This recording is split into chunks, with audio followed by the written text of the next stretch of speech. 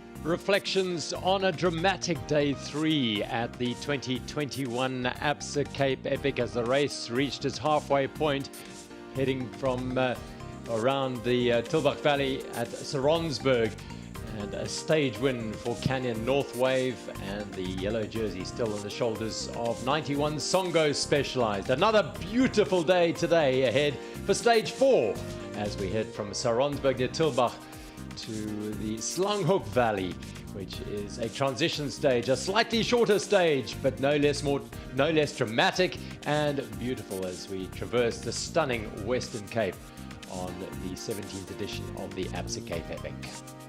Hello, welcome. Nice to have you with us. Thanks for joining us wherever you are in the world. We hope you're going to stay with us as we bring you the drama of stage 4 of the 2021 Absa Cape Epic. It's nicely set up, halfway stage of the race here. Annika Langville is alongside us once again. A privilege to have you with us here. You know what it's like at this stage of the race.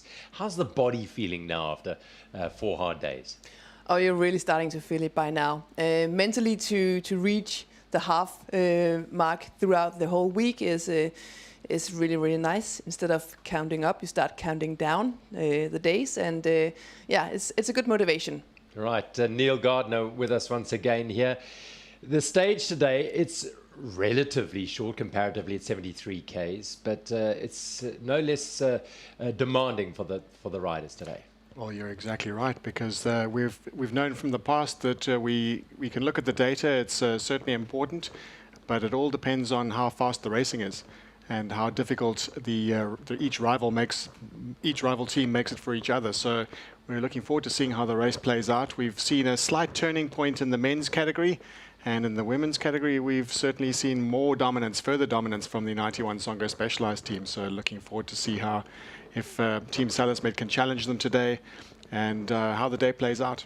It's a day of opportunity for all these riders, particularly at the sharp end here, who can push hardest and longest to take the victory at Goudini Spa in the Slanghoek Valley. But before we look at today, let's reflect on day 3. It was a beautiful day around the Slanghoek, the Saronsberg area and the Tulbagh Valley. This is how they rode.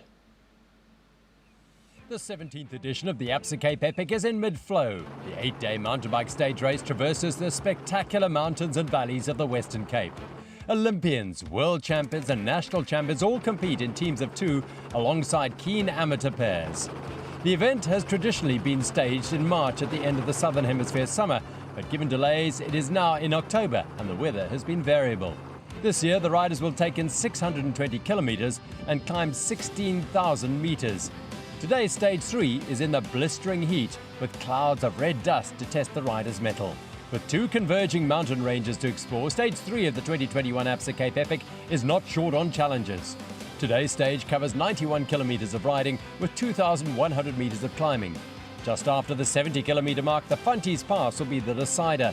It has a gradient average of 14% and tops out over 20%. Today's loop starts and finishes in the picturesque Saronsberg estate. Matthew Beers and Jordan Saru from Team 91 Songo Specialized on the yellow zebra leaders jersey for today's third stage. Marathon specialist Canyon Northwave and Team Bulls are in second and third respectively and are nipping at the heels with just 4 minutes separating them. At 7 a.m. they leave the Saronsberg wine estate for today's tour of the valley and an exciting day with Virgin single track awaiting the riders. Among the women, it's once again the Swiss-Austrian pair of Sina Frey and Laura Stigger in the orange zebra leaders jerseys at the start line of today's stage. They are followed up by Team Salusmed and Faces CST.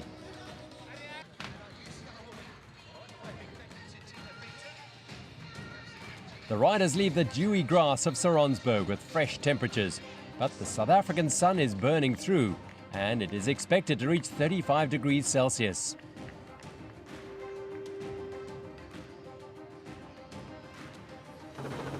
Tiger Eurosteel 2, the current African leaders with young Peter du Toit and 8-time Absa Cape Epic veteran Philip Bass, test the peloton with an early attack and are 1 minute ahead after just 20 kilometres. The rest of the field stayed together for the first part of the race. It's very early on for any of the teams to make any decisive moves. There are still 75 kilometres to go. Tiger Eurosteel 2 manage a bold first 40 kilometres and take 2 minutes on the rest of the field. Bass is riding out of his skin and du Toit sticks to his back wheel. Bass is furious, but they pay the price with du Toit sliding out on a wet bridge. A broken handlebar takes the wind out of their sails, but they push on, eventually having to stop and fix the bar as it just isn't functional anymore. The calm and collected peloton catch and pass the unlucky South African pair. Canyon Northwave MTB have taken 2 second places in this year's stages, and they're keen to prove their pedigree. Seerwald in the World Marathon Champion jersey and second-ranked Stosek want to put some pressure on the field and drive the pace hard. The crux of Stage 3 is the steepest climb of the whole Absa Cape Epic. 71 kilometres into the stage with almost 3 hours of racing in their legs, the front 6 teams embark on a brutal ascent, Funties Pass. Canyon continue to attack and take Team Trek Pirelli with them. Samueli Poro and Fabian Rabensteiner had a puncture on the prologue, but are experienced Absa Cape Epic riders and one of the favourites for this year's event.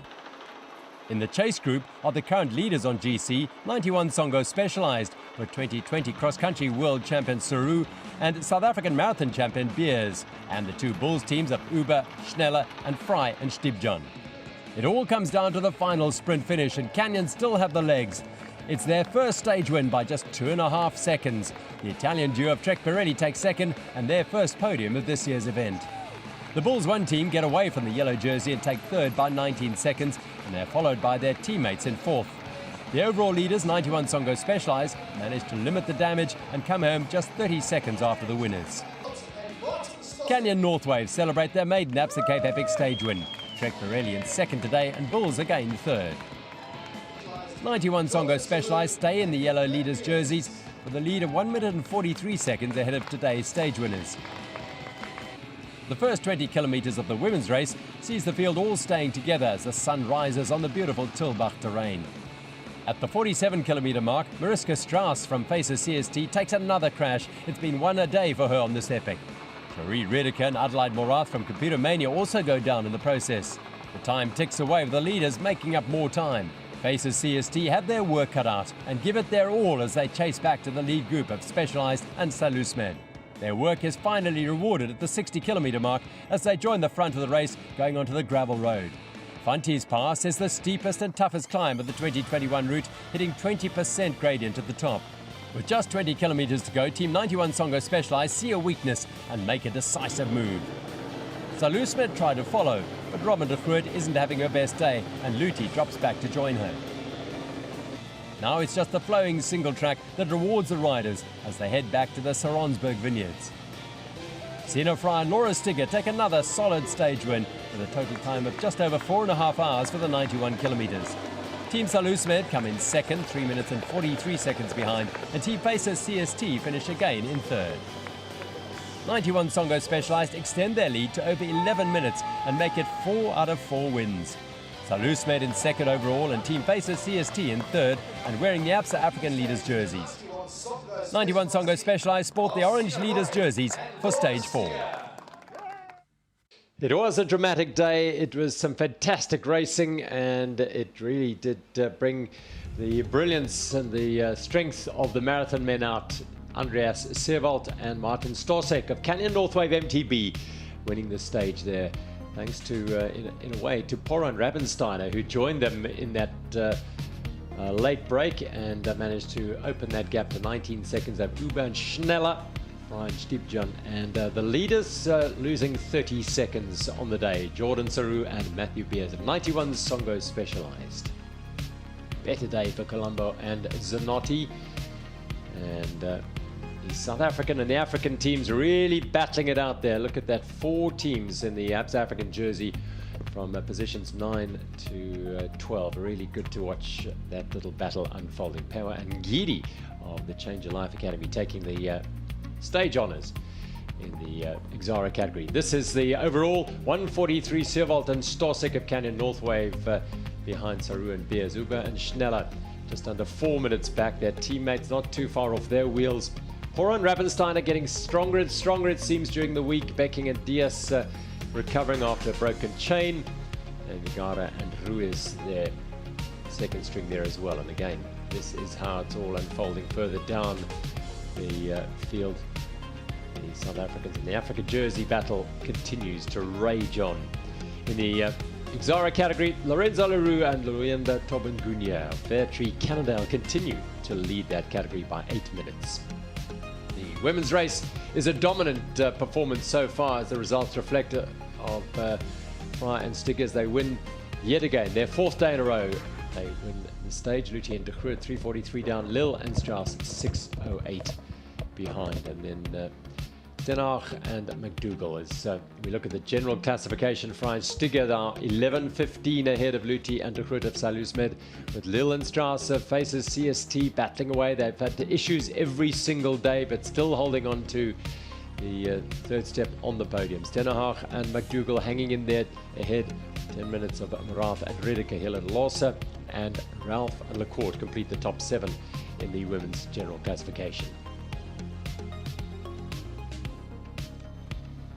So on stage 3, there were a couple of changes here, but no change in the Virgin Active mix. The Starks continue their dominance. They're winning once again by just under 10 minutes. Urian Duvenage in the Dimension Data Masters, a very comfortable 12.5 minute win over Lond and Rotmetz. And the Grandmasters, a change here because Bucher and Kerber winning the stage ahead of Brenchens and Vessel for the first time in this race. That has been turned around. Brenchens and Vessel won the previous 3 days. Amons and Bresser in 3rd place. How does that affect the overall standings? Well, nothing in terms of the Virgin Active mix, just increases the Starks advantage to 40 minutes. Urian Duvenage now 39 minutes clear. Remember, the leaders after days 1 and 2 are out of that. Dimension Data Masters, Carl Platt and Alban Lecata due to Carl Platt's stomach issues. And then Brenchens and Vessels now just 1 minute and 4 seconds is their advantage over Bucher and Gerber. Today, day 4, or stage 4, is going to be a real battle in the Grandmasters. Absa African men's jerseys are going to be a battle as well, because Du Toit and Base, young Peter Du Toit and Phil Base, just 2 minutes and 17 seconds ahead of the bright young talent self-type Dev Nano Time, Wessel Boerter and Tristan Norkier. And then Marco Joubert and Tristan De Lange will be in pursuit.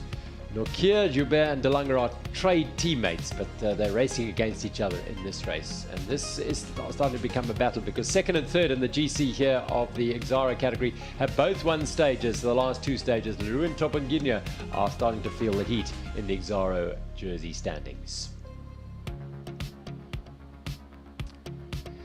Lil and Strauss continue to dominate the Absa African women's jersey. They're 3rd on GC, of course, and 47 minutes and 5 seconds clear of Sarah Hill and Vera Lossa. And Teresa Ralph and Kimberly Lecourt are in 3rd place and just under an hour and a half down. Val de Vie is the place where they'll be finishing on Sunday, and the grand finale here at Val de Vie, which is where we are. But before they arrive here, they've got to complete this stage, stage 4, 73 kilometres. It is a change to the original plan due to the closure of Toitskloof Pass. They would have gone over there and finished in Wellington, but the remote finish is now at Goudini Spa in the Slanghoek Valley as they hug the Watervalberg on the southern side of this valley, the Tulbagh Valley, and then they will head into the Slanghoek Valley. Lots of technical trails, not a great deal of single track today. The single track donated by the green sections there, a lot of farm road today. A lot of farm road. That's typical when we have a transition stage. You'll see a lot of farm road, and it makes sometimes these transition stages a little bit easier. You can roll along a little bit easier, but don't be fooled. The terrain here is very rough, very sandy, lots of rocks, so you need to stay focused all the time. Key there, the last 10 odd Ks, a lot of single track there, so positioning is going to be important there, Neil. Well, on the whole, along the route, there is perhaps a lower proportion of single track, but we do have one of the longest single track sections of the entire race, of the entire week, in fact, which is that Slanghoek section towards the end, the green section. And there is not much room for overtaking there, so riders will need to get into a really good position, and could play into the tactical hands of whichever team is smart enough to get to the front. And we're looking forward to seeing what happens at that point in the race and to see how many teams are in contention at the end there. Right, on a broad sense, Annika, 73-kilometre day after some big marathon days. I mean, there's no such thing as an easy stage, and we talk about the terrain and the weather and all the factors come into it. But in the context of the Absa Cape Epic, this is a slightly less hard day than average. It is, and it's motivating to know that if you get through this stage relatively fast, you have more time in the afternoon for recovery. Sometimes when you get off your bike after a long stage, it feels like you have no time before you have to eat your dinner and go to bed. It's nice to have a little bit more of a free room or a space in the afternoon, and for sure the riders will be enjoying that this afternoon. How would the sharp end of the race approach this in terms of the leaders? Let's take Lauristig and Sinafry, for example. They've got a fairly good margin over 11 minutes. They've won all the stages so far. I know they love winning. They're going to go again for the win today? Yeah, you can see how they're racing, how eager they are. The body language, whenever we see them, just says it all. And I'm sure they're not going to hold back today either. The question is if they will be put under pressure right out the start gate, or if they'll have to decide it for themselves towards the end of the stage today, which on paper suits them really well, because that's where we have all the single track, right leading up to the finish line. It'll be interesting.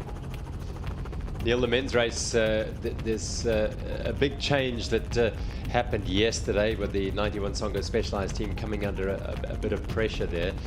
Matt Beers and Jordan Saru have been pretty strong all the way through. Halfway through the race today, they're reassessing, just getting a feel. Do you think they might? Well, they'll have to see what the other teams around them do. What do you feel their approach might be? Well, they can still ride more or less defensively. They do have, wouldn't say a comfortable buffer, but they have a buffer, and also that they can be comfortable in the knowledge that they definitely have just a little bit of extra snap on the other teams. Although yesterday we showed slight weakness. It'll be interesting today to see if they have recovered from that effort. We saw Jordan Saru absolutely empty at the finish, and Matt Beers certainly towards the end of the stage looked like he was tiring a bit. They held it well. All was not lost for them, and as true professionals, they'll look to the positive side of things, that they did hold on to that yellow jersey. And today, as they say, is another day. And we'll see how the racing plays out. They do have some motivated rivals for sure. And from the rivals' point of view, they're going to be looking to. They'll look at the weakness and hopefully try and capitalize on that. That's what they'll have in their minds, is that they've seen weakness, and there is hope. There's light at the end of the tunnel for them if they have ambitions for that yellow jersey in Val de Estate. So let's wait and see.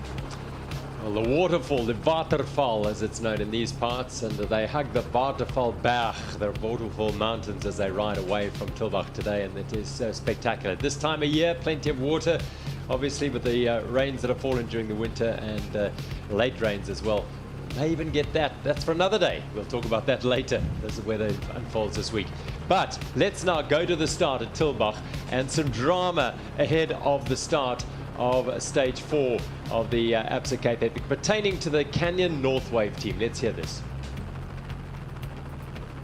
So amazing day yesterday with your win, but disappointing as you get onto the start line today. No partner. Yes, it's crazy, like it's, up and downs. Yesterday, one of the nicest days of the whole season, and today, just big disappointment. But you cannot change it now. We have to do the best and out of it and prepare for next year Cape Epic. Well, today is going to be a training ride in the next couple of days for you as well, just preparing you for the 2022 Epic. Good luck. Thank you. Well, that is a drama because that was Andreas Servolt, as you could see, the world marathon champion in the leopard spotted jersey, which tells you that he has lost his partner. Martin Stosek caught a gastric bug overnight and wasn't able to make it to the start line today. So 1 minute and 43 behind after winning the stage yesterday. Canyon North Wave are out of the race. That's really, really cruel. Yeah, it's really devastating for them, but also for the race, because yesterday we really saw a turning point, a huge turning point, and now it looked like the race was going to unfold in a different way. Instead of Slanghoek Specialized being that dominant, all of a sudden they were really put under pressure. This was a massive turning point in the race.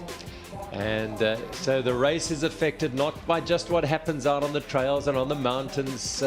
It's just the whole package comes into play here.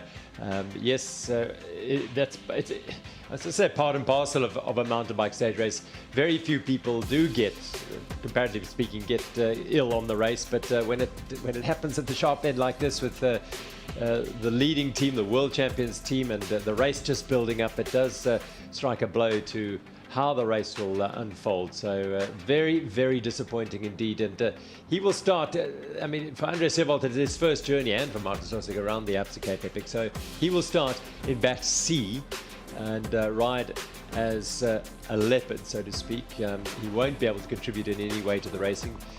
He's starting way back, of course. So he's going to have an opportunity to just get a feel of the Absa Cape Epic. Whether he'll ride all the other days, I'm not sure. But yeah, deep disappointment for the Canyon North Wave team. Meanwhile, the race underway. Lots of flat open roads early on, and immediately Timo Beer on the front. Iman Zugasti and his partner Olivier Gilabert, and drilling it on the front of this group together there with Roy Nunes and Andre Philippe, the Portuguese pair. But wide open roads, and that sort of news that comes through, it would have been very late that their contenders and their rivals would have found out. How do you think they would have taken that, Neil? Well, every team looks at their own position and looks at their rivals, and from each point of view, for us as fans and as viewers, we lament the loss of Canyon North Wave. But each team will have their own agenda. They'll look at the situation, they'll readjust, and they'll know innately what the general classification looks like and what the day ahead looks like. With one major punching rival gone, teams like 91 Songo Specialized will then look to the Bulls. They'll look to Urs Huber and Simon Schneller. They'll know that the second Bulls team, Martin Fry with Simon Steepjan's been struggling at the back, so they may not be too concerned about the second Bulls team. Prioritizing keeping a close eye on Urs Huber and Simon Schneller, and of course the ever resurgent Trek, Pirelli, Porro and Ravensteiner. Buff Scott, mountain biking, Hans Becking and Jose Diaz also seem to be on the up. They did have some mechanical issues early on in the week, but they seem to have put that bad luck behind them, let's hope. And of course we've got Pyga Eurosteel, Peter de Toy and Philip Bass lying in 8th spot. They are 26 minutes down. They do have podium ambitions, and let's see how that plays out.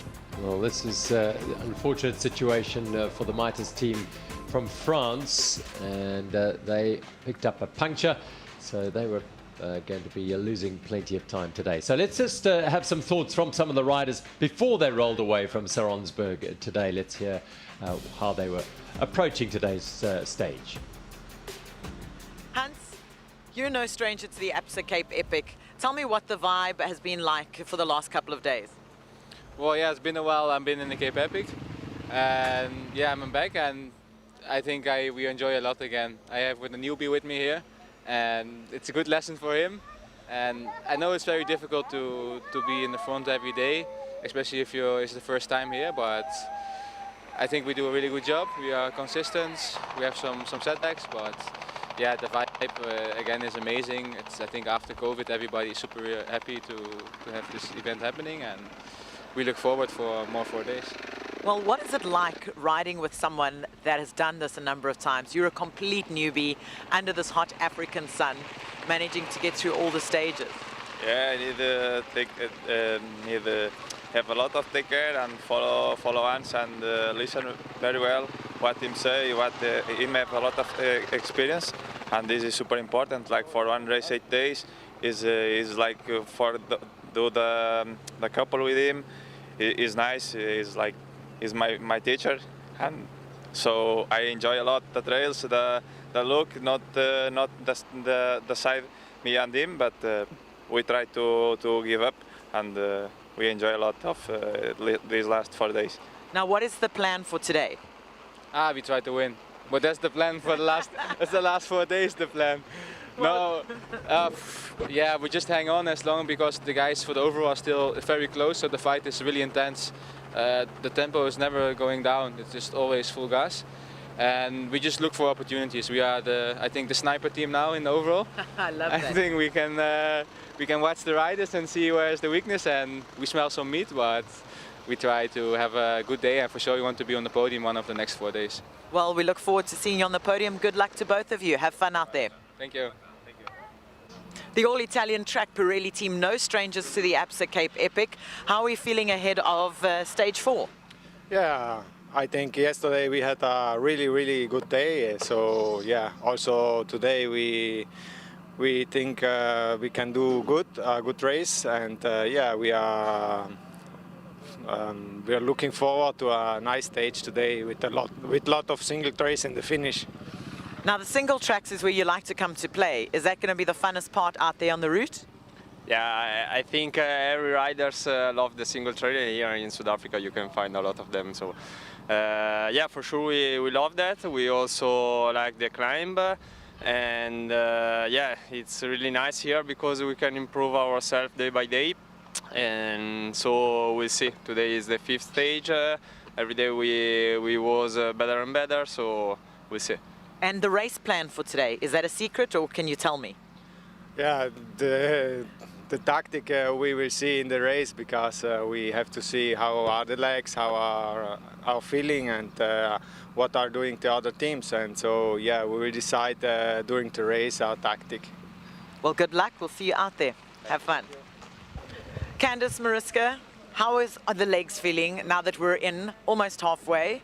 A tender, but no, it's good. It is what it is, and everybody's feeling the same, I'm sure. So yeah, we'll just crack on and do what we do best, ride our bikes. Don't use crack around you, because your track record at the moment with 4 for 4 falling off the bike. Oh, let's just not think about that. No, planning to stay upright and keeping it all together today, so that'll be good.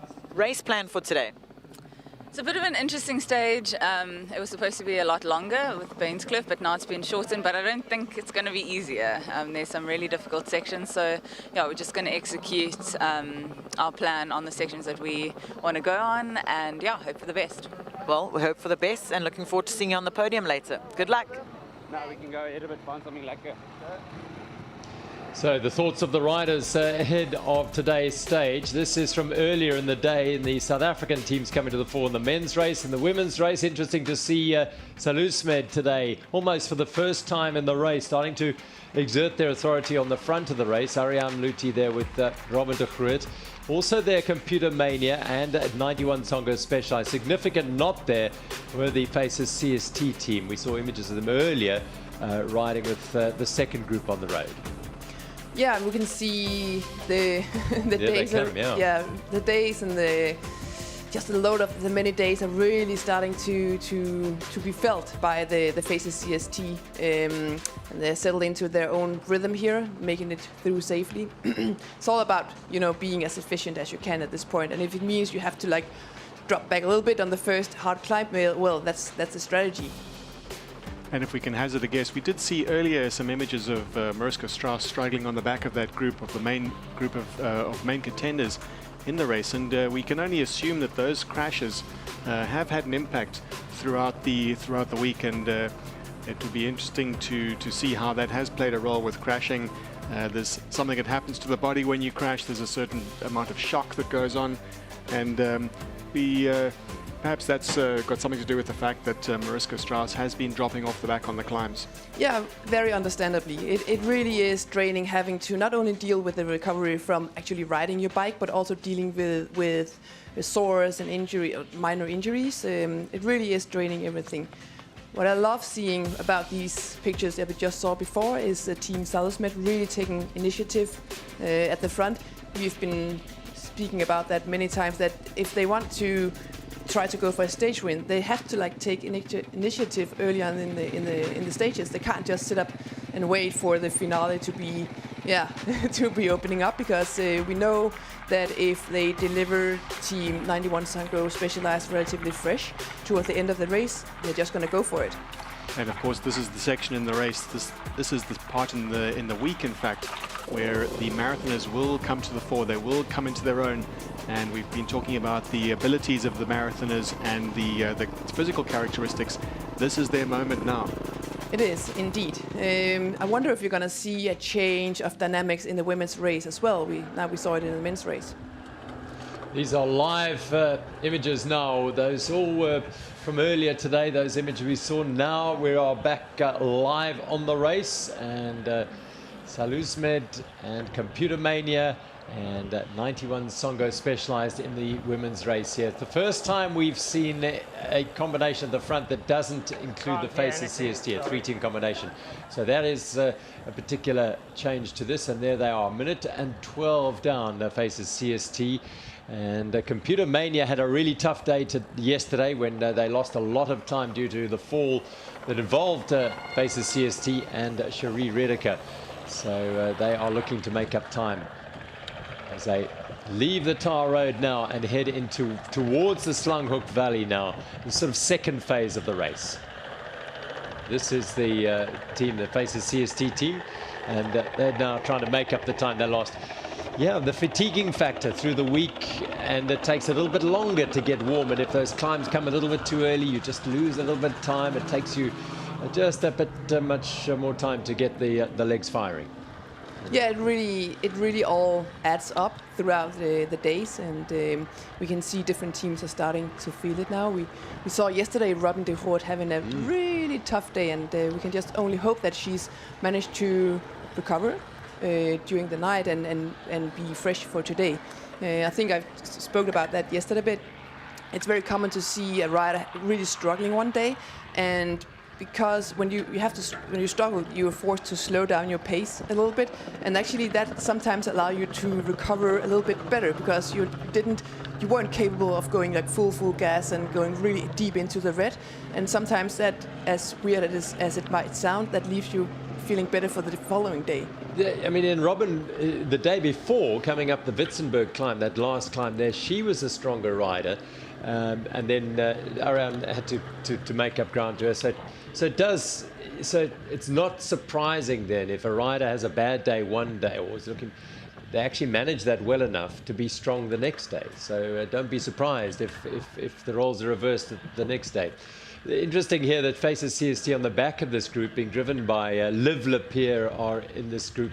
So they're looking to make up ground, because ahead of them Computer Mania are there, so they don't want to have Computer Mania gaining too much time on them. Sandy trails again alongside the Breede River on the left-hand side here, and they're always hard work. They are. There's absolutely no rest in these types of conditions. Your bike will slide a lot, and you need to constantly focus to keep the bike going straight. It's quite draining. Right, have a look at this. This is 52 kilometers into a 73-kilometer stage, and the men's split looks like this. Buff Scott mountain bike. That's Hans Beck and Jose Diaz, who we heard from at the beginning of the day. What was the plan? And they said to win. Well, here they go. 48 seconds clear of 91 Songo Specialized, the race leaders in the zebra yellow jersey. Paiga Eurosteel have been bold, and it's wonderful to see them. Virtually every day they've been trying, they've been aggressive up on the climbs. They've been trying for all they're worth. They won the Dimension Data Hotspot yesterday. They are in third place, 20 seconds clear of Bulls 2, Trek Pirelli, Buff Scott, Type Dev Nanotime, and there's one significant absentee from that list of 10, Neil. Well, looking at the GC from yesterday, at the end of yesterday's stage, Bulls, Urs Huber and Simon Schneller looked very good for a podium spot, and they are way outside of the top 10 at that split time. We have word out on the course that they've lost over 10 minutes so far. It looks very likely that their hopes of overall GC have disappeared up the road. So now we look to Trek Pirelli and Buff Scott to challenge 91 Songo Specialized. Those are the three big teams in the race so far. Meanwhile, this is the women's race, and the chase from the group that is faces CST to try and close down and regain contact with that lead group of the three teams up ahead. Faces CST will do well just to ride super defensively, not take any time at the front. They know that they're a little bit on the back foot. They've been struggling a little bit today, and our theory is that Mariska Strauss is feeling the effects of all of those crashes throughout the early part of this week, and they'll look to consolidate and leave it up to the other teams to take the initiative. They do have the Absa African red jerseys on their shoulders. They look to be dominant in that category, so they have one prize already more or less under the belt, and we look up the road to see who's there. Yeah, so now we can see that Faces CST have regained with the front, if I'm not mistaken, which is good to see. So they actually managed to close down that gap. If they did that by upping the pace or really pushing hard to get back to the front, I don't know, or if it was actually the front sitting up a little bit. We could see Team Salesmet, Ariane Lutti and Robin de Groot they were really taking a good initiative and pushing the pace at the front early on the first climbs that we met on today's stage. I would guess that as soon as they felt, oh, we can't really get away, we're not able to open up a gap to Team 91 Songo Specialized, maybe they sat up a little bit and were like, okay, now we need to focus on the finish maybe, because there will be a lot of tough climbing and a lot of trails coming. But at least they gave it a good go. So there they all are. So they are regained with that group. So 4 teams in here, which is going to be an interesting dynamic as they head towards the portion of the trail where there is a higher proportion of single track. The Land Rover Technical Terrain is there, the bull run, so it's going to be more technical. There's cross-country specialists, of course, in here. There are marathon specialists in here, and it's a team with boldness, a team who want to try something different, try and put 91 Songo Specialized under some form of pressure. GC pressure is going to be tricky on a very short day like today, 11 minutes, but the stage win, and we know that Sina Fry and Laura Stigger, they're hungry for another stage win here. That's what they do. They win races. So this is an opportunity for one of the other 3 teams to say, well, we're going to put you under a bit of pressure here. Well, the dominance is everything really in stage racing, and to show weakness means that it gives the other rivals some encouragement. And the last thing that 91 Songo Specialized need is their rivals to believe that there is a chance. I think that there is certainly a psychological battle in winning every single stage and showing that dominance. It keeps the second and third place teams in their place, and every stage victory puts another nail in the coffin of the other rivals teams. Even if it is just a moral victory, even if they gain no time out of it, it still sends a very clear message to the other teams not to try anything. However, Team Salesmed really do need to put that out of their minds. They really need to keep trying. We've seen how quickly things can change in this race. It truly is the absolute highs and lows we've seen from the retiring Team Canyon Northwave. Yesterday they won the stage. They were really on top of the world, and this morning they were they didn't even start the race. Yeah. So it's pretty clear that the race is never really over until they cross the final finish line in Valdivia State. That is absolutely true, and we've seen on numerous occasions that things can change up until the very last kilometers on the very last stage. So you must just constantly keep believing and just never ever give up. We've been talking a lot about how strong the Team 91 Sango specialized women are and how complete they are in every aspect of this race, from working together, performing well, executing their tactics to perfection. The only thing that we really don't know about this team is, first of all, if they get a mechanic, how will they handle it? Will they manage to stay calm, cool, collected like we've seen them up until this point? Because that will be a new situation for them, having to deal with that. And also we can see that they are very, very strong, but we don't know how will they handle 8 long days. We know that their main racing so far has been on the shorter distance. This is still some sort of unknown territory for them. So still, even though it looks pretty clear in what direction this race is going, there are some unknowns that can play a big role. Absolutely. I think that is the essence of the Absa Cape Epic, the grand finale at Val de Vie Estate. You can only judge and have a clear idea of what's going to happen once they cross the line here at Val de Vie, because so much is unfolding ahead of it. Hans Becking and Jose Diaz are going up into the Slanghoek Valley. This is a really, really tough technical climb. Well, we'll be looking down at the trail. We caught some glimpses earlier, and this is the scene now in front of us where we saw 91 Songo Specialized going as hard as they possibly can. But up the road, up the trails, we have Buff Scott Mountain Biking's Hans Becking and Jose Diaz. They, at the time check just before they reached this technical section, this technical climb of Slanghoek trails, they were 48 seconds ahead of 91 Songo Specialized, and third across that checkpoint, Pago Eurosteel's Peter du Toit and Philip Base at 1 minute 07.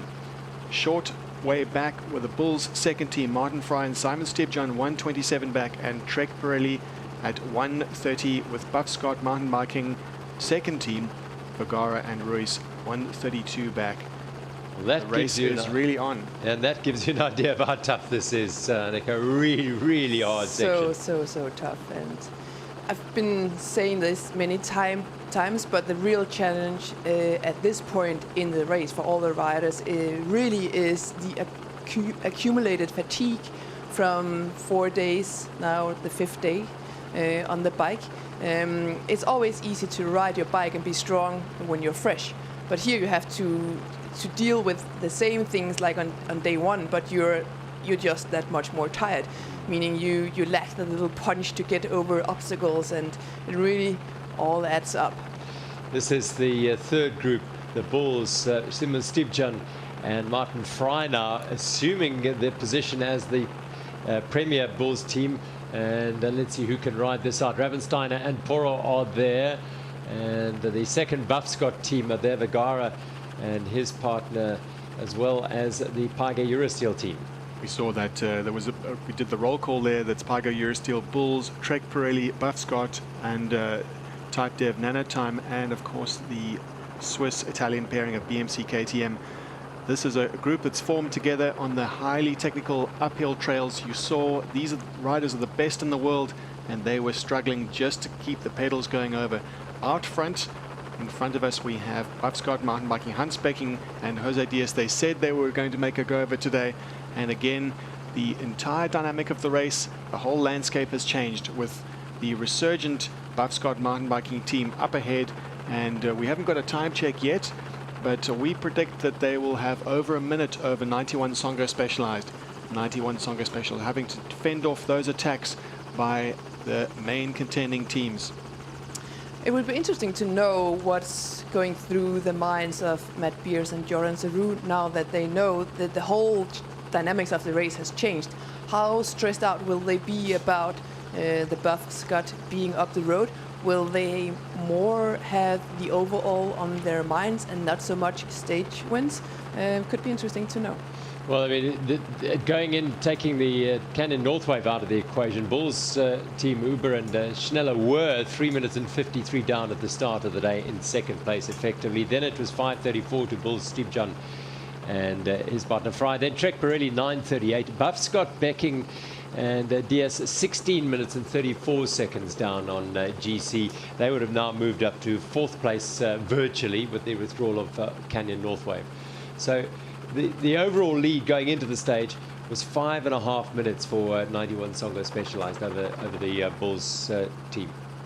Well, let's say 3:53, big pardon, over Huber, but really they're now over 10 minutes back.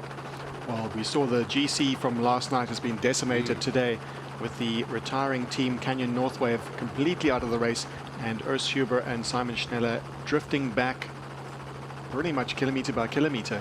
The second water point we saw they were 5 minutes back, and now they are well over 10 minutes back. They are losing time hand over fist. So let's assume it's all about point of view, and from 91 Songo Specialized point of view, they have far less to worry about without Urs Huber, the 2016 winner in the Absa Cape Epic. He is now mostly out of contention. It is a long week ahead. If the Bulls team do lose 10 or 12 or 15 minutes, it's not completely over for them. They still have a hope for GC, but they will be 91 Songo Specialized will be most concerned about Buffscott mountain biking. But Buffscott mountain biking, as Gerald said earlier, have a 16-minute advantage, a disadvantage on 91 Songo Specialized. So there's a 16-minute buffer. I doubt that they'll be too concerned about this. They'll most likely, I would imagine, they would keep their pace, keep a rhythm, and live to fight another day. They can afford to lose time to Buffscott mountain biking.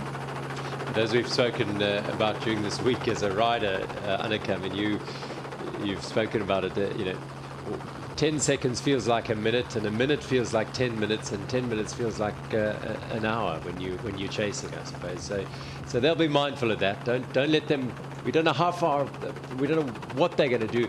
Keep riding your own tempo. Make sure you don't lose too much time. Oh yeah, truly. So. Especially if they every now and then can catch a glimpse of them, yeah. Makes all the difference. But that really gives them some sort of confirmation. Okay, they're ahead, but they're not that far ahead. And here, that would have been maybe an opportunity to catch a glimpse of them. But now we can see they actually managed to exit this open section just before Matt and Jordan got into this section. So they weren't able to catch a glimpse of them, at least not here. We're coming to the 63-kilometer. We'll get a time check there. This stage is racing along. It's a really short, fast stage. We talk about the helicopter giving you signs of where the race leaders are, but in fact, the single track is full of switchbacks down the mountainside, so the helicopter just stays in one position.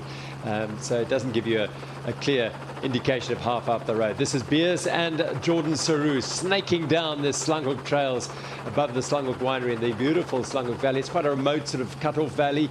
There's a road that goes straight through the middle of it, but it is a lovely part of the world. But harsh terrain, it really is. Over the years, the Absa Cape Epic has come through here. It's ridden through the base of the valley, and that has punished the riders with sand and rocky trails. So these riders, albeit that it's a shorter day, will be no less fatigued as they come off their bikes today. This is the chase group being led by Bulls Sima Stevejan and Martin Fry, and a big group of riders here, all with a sense that right at the back of that group, Tristan Nortje and Wessel Boerter of Type Dev Nanotime, the young South African pair, for the first time really getting into the sharp end of the racing. It'll be very encouraging for the young teams. The younger riders will take great confidence from a stage like this where they know they can ride with the world's best. So deep into the race, we're past the halfway point, and 20 and the 22-year-old riders being able to keep in touch with really some decorated riders, some of the best in the sport, is going to boost their confidence, and hopefully they'll be on the upswing throughout the rest of the week, and they'll be looking to perhaps take line honours one of these days. Yeah, they've certainly got the talent. And the aggressive intent. They are 7 minutes behind on the Absa African jersey, behind the Paiga Eurosteel team, who are also in this group. So that's a goal for them in this Absa Cape Epic for sure. So they're down off the single track through the vineyards now, and then another section of farm roads before they'll hit that last about 5 kilometers, which is all single track. And you've got to believe that Hans Becking and Jose Diaz will have that in their minds. If they get to that first, they're going to take some beating. There's very little opportunity to pass them. There they are. And Hans Becking has had quite a successful World Cup career. He's definitely an XC rider through and through. He has focused on the road. He's done some marathon racing, so he's a very versatile athlete, and he'll take no trouble. He'll have no trouble in the single track sections. He'll be keeping the speed up. His marathoner partner, Jose Diaz, will no doubt follow the wheel. And just an idea of how difficult these trails really are. In fact, the very best cross-country riders in the world, 91 Songo Specialized, Sina Fry and Laura Stigger, having to just get off for a little bit and push their bikes. And we could see the Team 91 Songo Specialized, Laura and Stigger, were on their own, it looked like. We will still need to see confirmation and pictures of that, but it could be that they managed to already pull away. No, don't worry, that's not one of the races. That's our e-bike camera. They have had problems today. We'll tell you about that later. But they're bringing us great images. Buff Scott leading by 1 minute and 3 seconds after the last of those splits at 63 kilometers, 10 kilometers before the finish. It is the USN hydration station as they sweep through it. This is the chase bunch now. We'll get an idea of how much time they are behind that lead group of Becking and Diaz. And we'll be able to do a roll call of the riders as they pass through this checkpoint. Getting news that it's the Bulls 2 team. That's Martin Fry and Simon Stiebjan, Samuel Poro and Fabian Raymondsteiner of Trek Pirelli, a team we've been watching all week.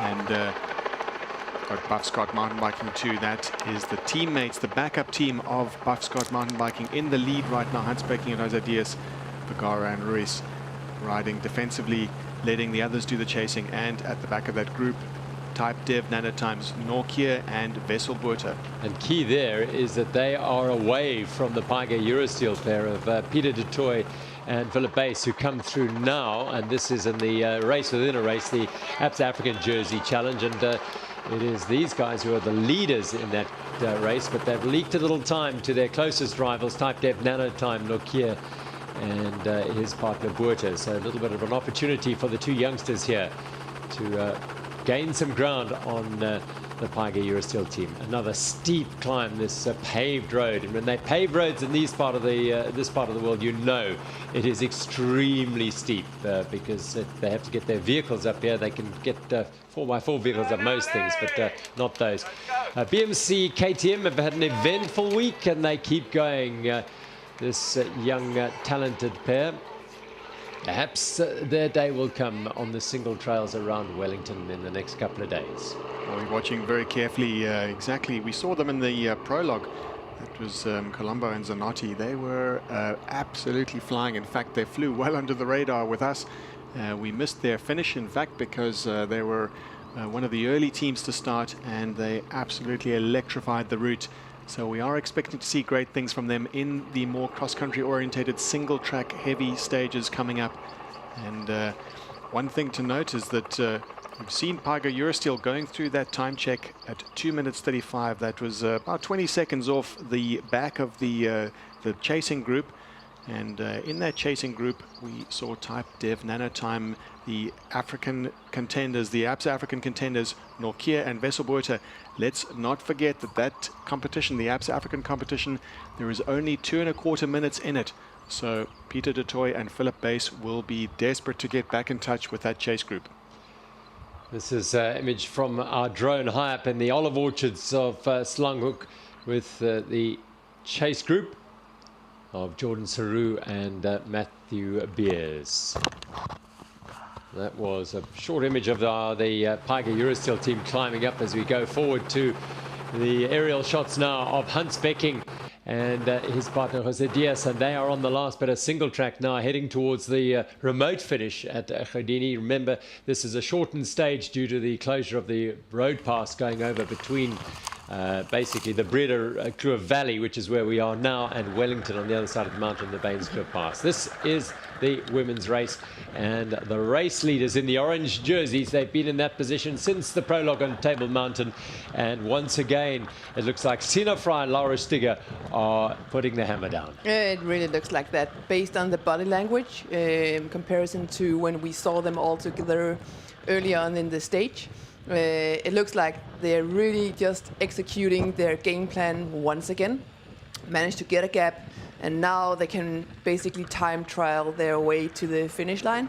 You can see they're really going for it, constantly attacking, and here we saw that both of them were just having a quick glance over their shoulders. So I would guess they are off the front and now leaving all the other teams to chase them down. Now, there is a little rise just before they get to the Slanghoek trails. There's a rise in the jagged tooth profile that we see. Looks like they got that gap just on that rise, and now they're in the valley shortly before the Land Rover Technical Terrain section. That is the climb, that is Slanghoek trails, and they're absolutely flying to extend that advantage.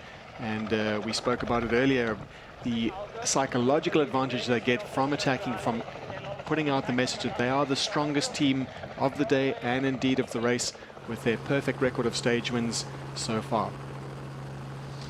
Beers and Saru now to the last of the single track sections in second place, secure in that position, bearing in mind that Hansbecking and Jose Diaz of Buffscott up the road started the day 16 minutes, just over 16 minutes behind the leaders, 91 Songo Specialized. So that is a situation that Matthew Beers and Jordan Saru will be fairly comfortable with.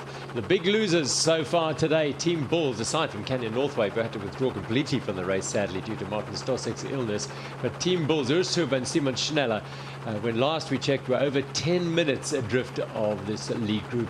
And this is Martin Fry and Simon Stevjon, with Fabian Rabensteiner, Samueli Poro, and the Type Dev Nanotime pair of Vessel Buerta and Tristan Norkier. This is the Buffscott 2 team, Vergara and Ruiz, who are riding in support, and they've dropped off this group now. It's a tricky section, this, and with the long line extending like an elastic band and contracting all the technical sections. One small slip, one corner that's just taken a little bit slower than the other team can put a bit of a gap in, and to close that gap will take, certainly on the downhills, will take just the extra element of risk. And it's so important that the riders stay completely 100% focused, and knowing that one single mistake can cost them a few seconds, which can very easily, if you lose touch with the leading group or the group in front, that gap of a few seconds can extend very quickly into minutes. Yeah, it's really true. As we progress here throughout the week, at the very beginning you have a lot of focus on your competitors and the strengths and the weaknesses of your competitors, your rivals. But as the week progresses, you have to focus a little bit more on your own game and stay focused, because it's so risky. You just, the accumulation of the fatigue, you cannot really explain it if you haven't really experienced it yourself. It really does all add up and becomes a huge factor now. We just saw the chasing group in the women's field all together, and it's clear that once again this pair, they're doing their thing, so to speak. It's copy and repeat. Credit to Team Sellersmed. We saw them in the early parts of today's stage. They were doing everything they could to race the race from the front, apply pressure, and see if they could take into the advantage of their hands to apply pressure and fatigue to this pair we're seeing now. But they still, again, it looks like they're coming out as the strongest team still in today's stage. Yeah, we talk about the fatiguing factor through the week, but that's one thing this pair have not shown, that really, thus far, they've just, whenever the need is there, the requirement to just ease ahead, and they've decided to apply a bit of pressure, well, they've done so, almost at will, ridden away from their rivals.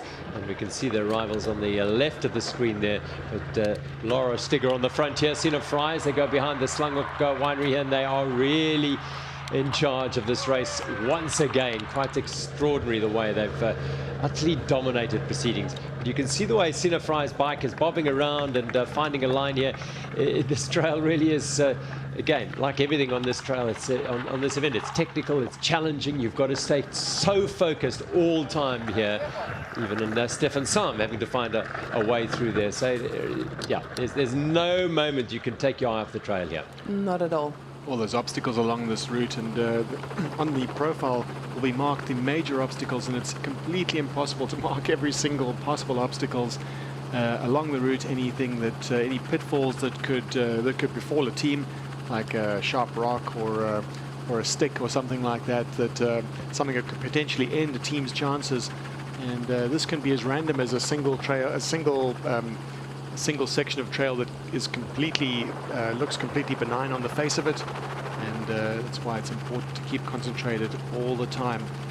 But anything can go wrong at the Absa Cape Epic. Really. And also going into a race like this, you need to really prepare for everything. You must have some sort of basic understanding or knowledge of your equipment. You must be able to plug a tire, fix a broken chain, be more prepared than what you think is necessary, because it can be that it's not unlikely that you will see yourself in a situation that you did not expect. And if you have no clue about what is up and down on your bike, you're in big trouble. One thing you can do, and which is very smart going into a race like this, is to really make sure that you bring equipment that is in a good conditions. I cannot understand people who can do this race on a hardtail, because it is so draining for your body to be kicked all over the the trails. The terrain here is so rough, so bumpy, and it's really just massively draining. Also, when it comes to choosing your tires, I remember when I did my first Cape Epic, we were on 2.0, 2.1 tires. That has changed the last years. It's become a thing to opt for the wider tires for good reason. It provides you some extra comfort, some extra suspension, so to speak, on these rough trails.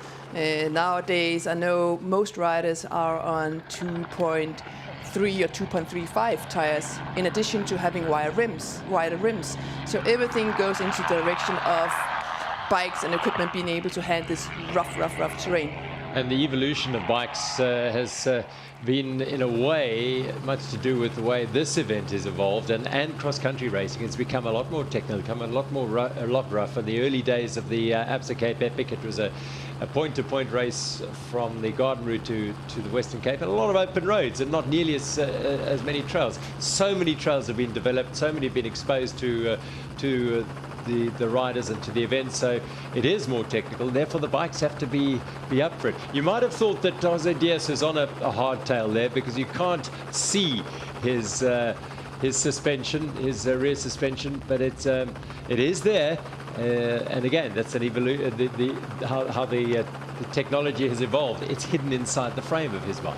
Looking back to the evolution of the bike since 2004, since the first Absa Cape Epic, we spoke about the tires and the width of the tires, and also the size of the wheels.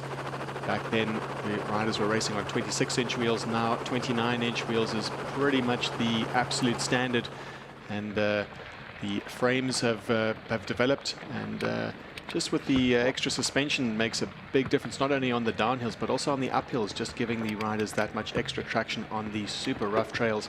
Behind the overall GC leaders, Team 91 Songo Specialized, and we've seen from the last time check, they have a minute disadvantage over the team up the road, Hans Becking and Jose Diaz. And they're closing in on the finish here. I think well inside the last 3 kilometers is Sino Fry. She always looks busy on the bike. She's at a high cadence and just keeping a steady tempo right on the wheel. We've talked about it a lot this week, how whoever's sitting behind is never more than a bike length or two behind the rider in front. It has been a phenomenal team effort, this pair. And that's how they stand. 1:01 ahead of Faces CST, Saronsberg in that same group. Computer Mania likewise. Liv Lapierre now in 5th place. Sarah Hill and Vera Lossa riding for Liv Lapierre, 3:40 down. It's an extremely technical sport. It is the Land Rover Technical Terrain stage or section, after all, the Slanghoek trails. And Laura Stiger taking the lead. Sina Fry following 91 Songo Specialized, definitely very much in charge of this race and at this stage so far. And 1 minute back is the chasing group of Faces CST, Saronsberg and Computer Mania. Yeah, this team has really perfected their teamwork in this race. Although it looked like they didn't even need it. It looked like they had that dialed straight from the very first stage. But they're looking so composed, so in control. They don't even need to speak much, I guess, throughout the stage, because they can see everything on the body language of their partner, and they know, both of them, what to do exactly at that moment. Well, Becking and Diaz heading towards seemingly a first stage victory for the Buffscott team here as they come to grips with this sensational section of single track. It really is stunning on the edge of the Limietberg Mountain in Slanghoek. Just you can see the dust there, and the terrain. Just speaking to the riders yesterday, those who've had the experience of riding it in the harsh March months and summer, it is different. They are getting a feeling that it's different. It's a little more compact with the rain that's fallen. But as the summer months and the heat takes a toll, so these trails will become a little more blown out, and the dust, and they'll become looser. But right now they're riding absolutely beautifully, I think. Yeah, they must be thriving right now, knowing that they're in the lead. The stage win is right in front of them, knowing that the teams behind them, because they were a little bit down on GC, it could be that the teams behind them aren't like feeling that threatened at this moment. More thinking about the GC than the actual stage win. So it's a good position to be in, and well deserved. It's good to see how this race unfolds. Every day is new. We see a lot of things that we didn't know was going to happen, and this is really good to see. It's very cool, because these guys had a broken chain yesterday. So they lost a lot of time, and they had to work their way back in, and now they're capitalizing. They lost a lot of time, so yes, they're not a major threat to the GC, to the yellow jerseys on a short stage like today. They might be thinking, well, I think they probably let us go. Are they going to let us go? But they might be just here, so their minds are perhaps playing tricks as they close in on winning a stage at the Absa Cape Epic here.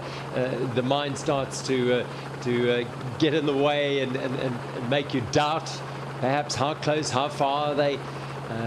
Are we going to make it? Well, they look at this stage as they are, but very technical trails. As we know, anything can happen, and those rocks, some of them encroaching right onto the trail here. You've got to be very careful about choosing your line here. This is derailer braking stuff. It is. But it will give them, if they manage to win this stage, I guess this will give them a lot of motivation and a lot of momentum going into the next final 3 stages of this race, which could actually make them a threat in the overall. You never know. You can see one team having a bad day, losing 10 minutes easily. So the race definitely isn't over until it's over. They're moving up now. Virtually they're 14 minutes down. That doesn't seem like it's going to be. You would look at that and think, well, they're never going to make that up. 2.5 kilometers away.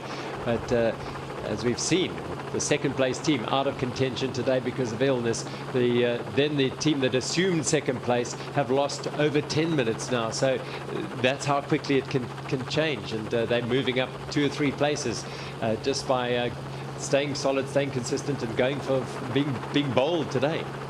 Well, great performance by these two. Hans Becking, who's leading the way down the trails, he is, you could say, a dyed-in-the-wool cross-country rider. He's had some great top 20 placings on the UCI World Cup circuit.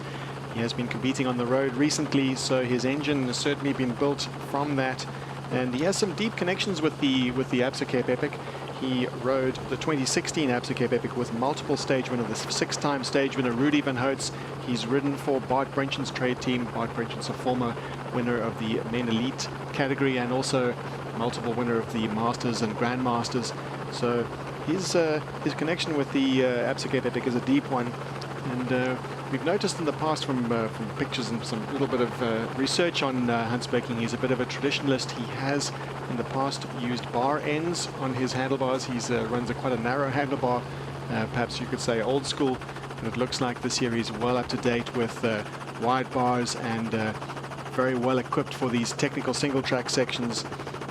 He's been the 2 times XCO Dutch champion, and of course going back to his partner was 3rd recently. Jose Diaz was 3rd at the 2021 Marathon World Championships, and he's also having been a cross-country Portuguese national champion.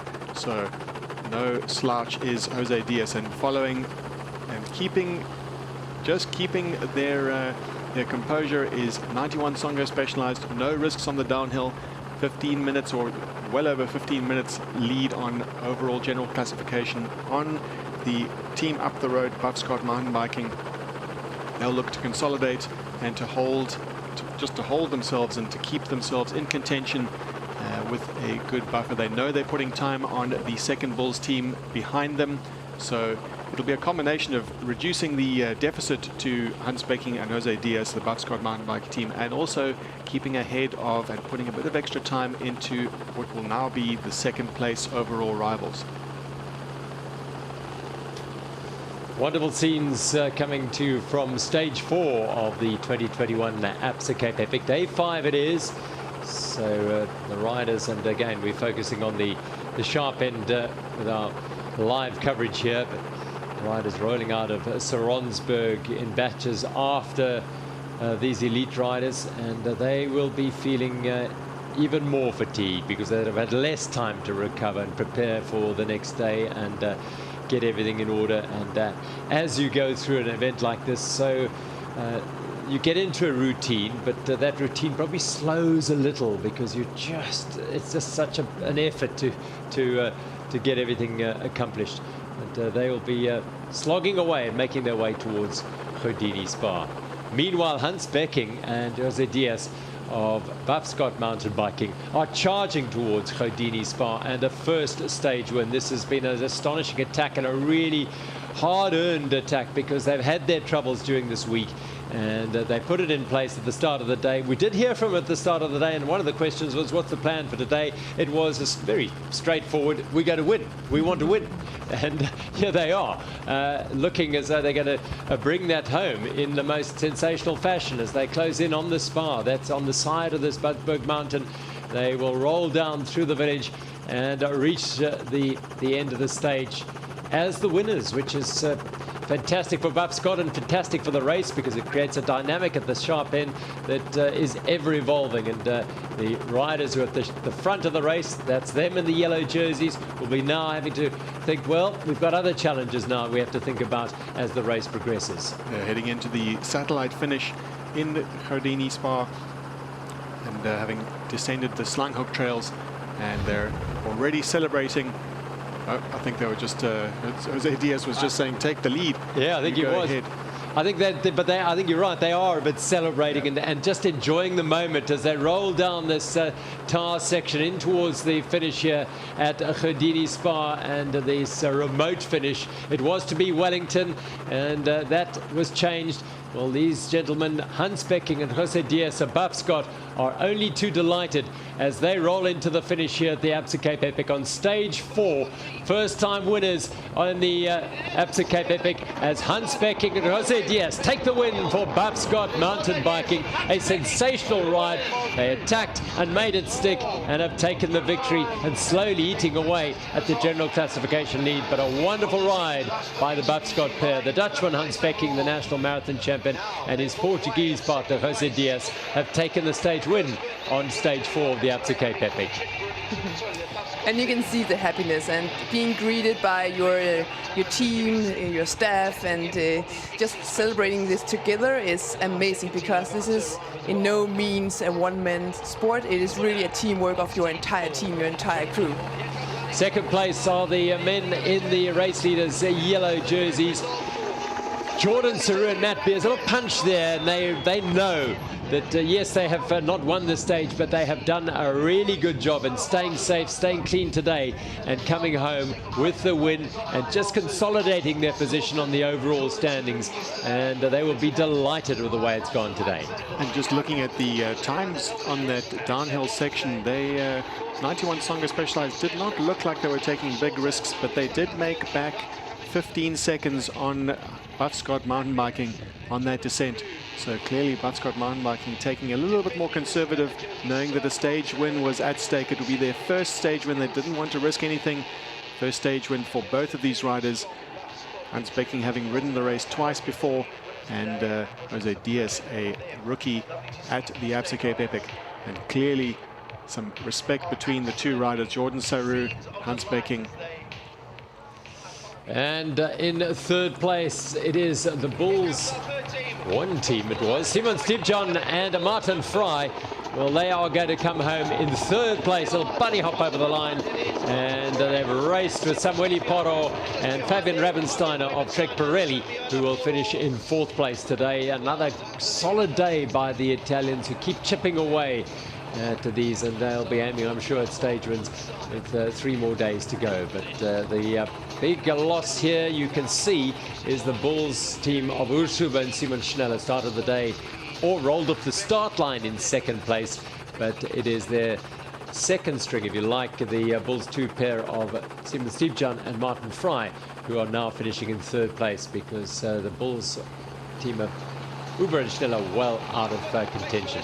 You see there the Buffscott second team rolling through now, and significantly there are some big gaps in that what was really a chase group, a nice group of riders working together, but clearly that single track section has played a role in the race, and there are some big gaps at the finish, even though they were all together at the top. They are. That's Norkier. Yeah, Norkier and Wesselboot. That is an outstanding result for 2 young men. Really, really brilliant ride. 22 and 20 years old. And they are looking to put time into the Absa African leaders, Tiger Eurosteel, Philip Bass and Peter de Toy, another young man who were leading by 2.25 minutes. Well, the clock is ticking now, because Bass and Boot are chasing Detroit, chasing hard. 2:55 behind the stage winners, Type Def Nano time in 6th place today. And superb result by 2 young South Africans, the top finishing South African team today. And they could be putting pressure and could be getting into the Absa African jersey now as well. Let's now go down to the finish and hear from the stage winners. I'm on the finish line with Buffscott MTB Racing. Great day out there today, guys. Tell me, did you earmark today's stage when you were looking at the profile earlier on the week and earmark it for a win? Wow, it's hard to say. It's day by day. You have to see how you wake up in the morning, if you still can eat. But yeah, today I had just super legs, you know, once you go in the race. And we focused on the second half of the week, because it will be hard the next 2 days. But today we have the legs, and I think in the Cape Epic you don't have so much opportunities. So I looked Jose in the eyes very deep, and he knocked the head, and it was a go time. And Jose, tell me, beautiful trails out there today, good riding? Yeah, unbelievable trails. Today some parts super fast in the sun, and after super transition, and the trails is super nice, and the bike park is unbelievable. And yeah, I enjoy a lot today. And the big present is the win of the stage. For sure, thanks a lot. And tell me, there's a bit of weather on the way. Have you looked at the weather forecast? What do you think of that? Yeah, after today we have good vibes. And I live in Holland, we live in Portugal, we have a lot of rain there. So I think bring it on, and I hope to finish very strong the next 2 days. Thanks, guys. Go get clean. Thank you. Thank you. Jazz Kushka doing the interviews there with Hans Becking and Rosa Diaz. Quite bullish, aren't they? They're obviously feeling good up. They've won the stage, but weather doesn't bother them at all, and they're up for this now. Oh, we've talked so much about morale in the race, and morale is everything. If you know you've got good legs on the one day, it doesn't necessarily mean that you've got good legs the next day. However, buoyed with some morale of having a stage win does take the pressure off. The team will... Certainly when you get back to the team shed, and the manager will be certainly very happy. It does take a little bit of the pressure off the riders, knowing that they've already achieved some pretty much a major goal at the race, and now they'll set their sights on the overall. And we'll have to look at what the overall GC of the day looks like after these after the 4 stages in the prologue. See just how well they are moving up that leaderboard. Well, let's hear from the overall leaders. 91 Songo Specialized there with Jazz now.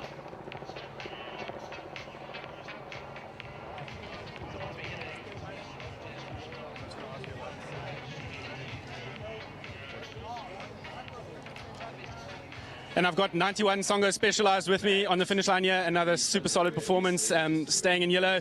Matt Beers, tell me, how do you approach a stage like this, having your nearest rivals on the GC unfortunately having pulled out?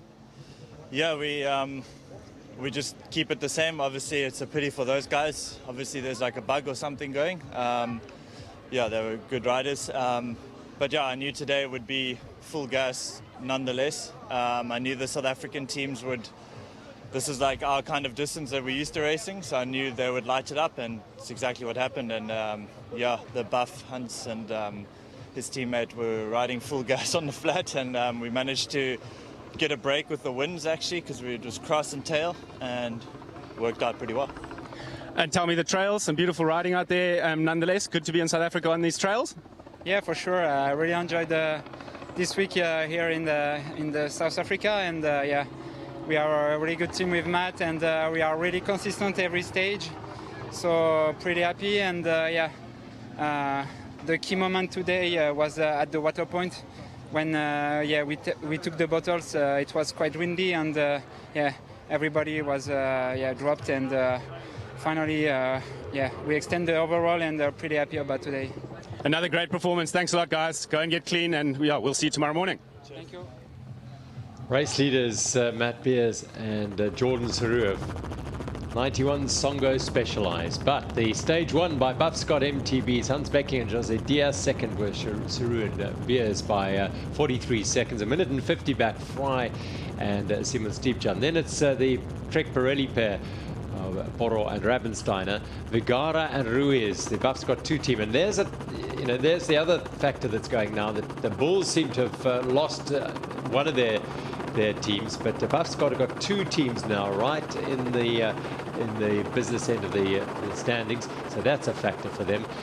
Tristan Lockheed and Wessel Buerta of Type Dep Nano Time 6th today, and vitally they've taken 50 or 49 seconds out of Peter de Troy and Philip Bass in the Absa African jersey category. The Pyga Eurosteel men finishing in 7th place. They're 49 seconds back today, so that will be a factor.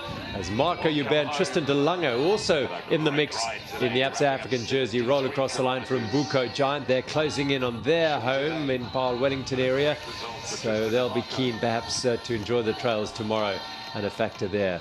Trying to light up, as Matt Beers was saying, the South African teams. This is the sort of distance that marathon events often are in South Africa. We've got a lot of them, and anything between 70 and 80 Ks are a regular diet for these riders. So the remote finish at Goudini Spa, which is just on the edge of the Limietberg Mountain in the Slanghoek Valley. Let's go down and find out from Simon Stiepjan and Martin Fry how their day was today on the bike. Third on the stage today, Team Bulls 2. Tell me, there was a bit of a shift in the bunch and a shift in your team as well. It's obviously the good thing to have multiple teams in the bunch like that and be able to step up. Tell me a little bit about what happened there. Yeah, Simon already felt a little bit sick over the night, so this morning, yeah, he already felt not very good. So, yeah, for the race today, the tempo was high from the very beginning. It was the most stressful day, I would say, so far, because, yeah, just chaos a whole day. In the end, we finished in 3rd and had no mechanicals, no major issues, so a very solid day for us. So you'll obviously also then shift up in the GC. Happy with that? And then what's the plan for the next few days?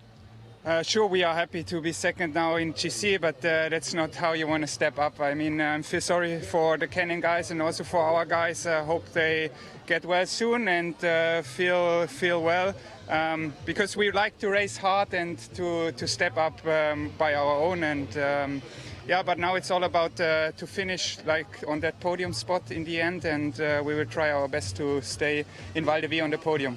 And tell me, you mentioned that it's not the way to step up.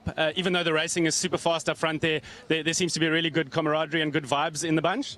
That's about mountain biking. I mean, you can really feel the friendly kind of working to each other and helping each other. And also after the race, in the race you're competitors, but after the race you're friends and you can chat and have fun together. And that's all about mountain biking.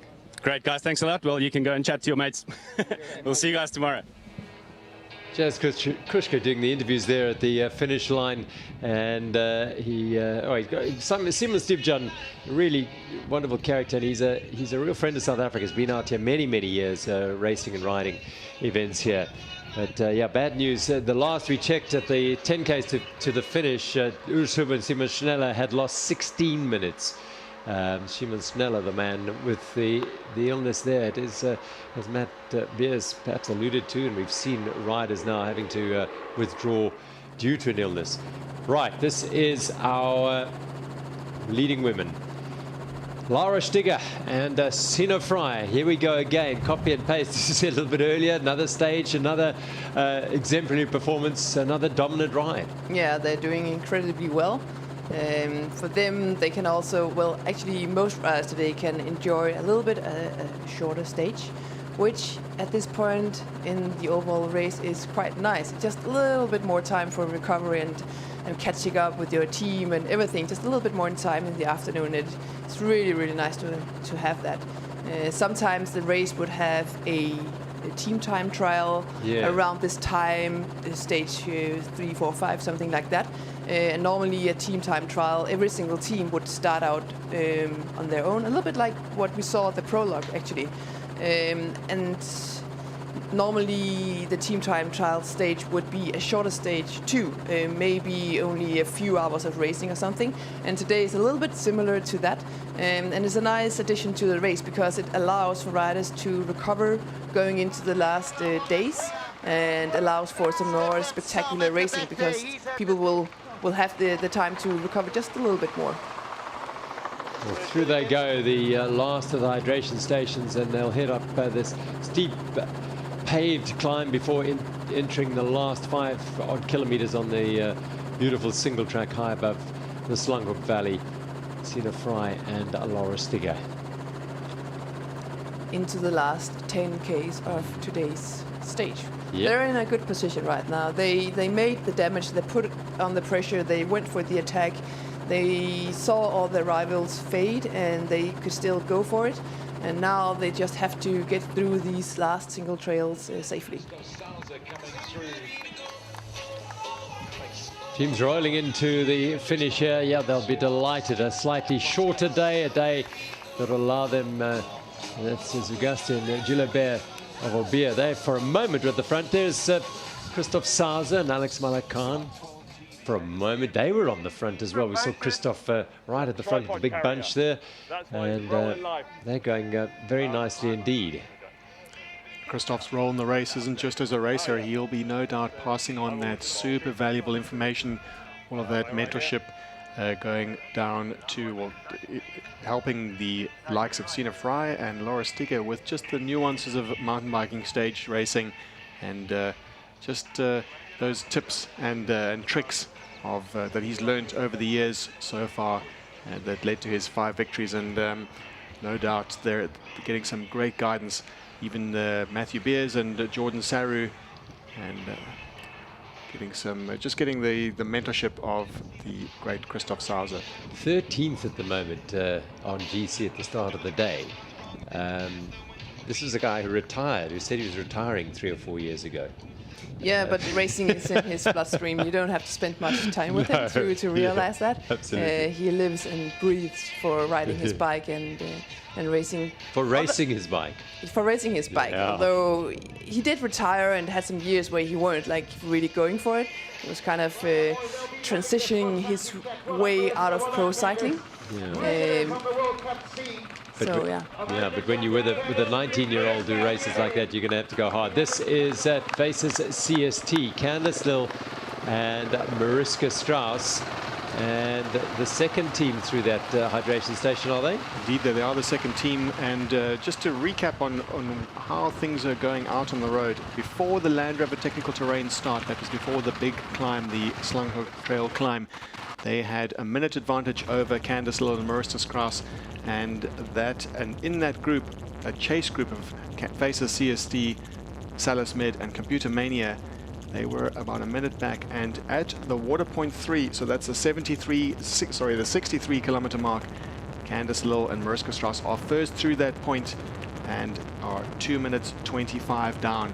So clearly the 91 Songo Specialized have put the hammer down, and they're putting that advantage, just extending that advantage, and not just a time advantage, but also a moral blow for their rivals.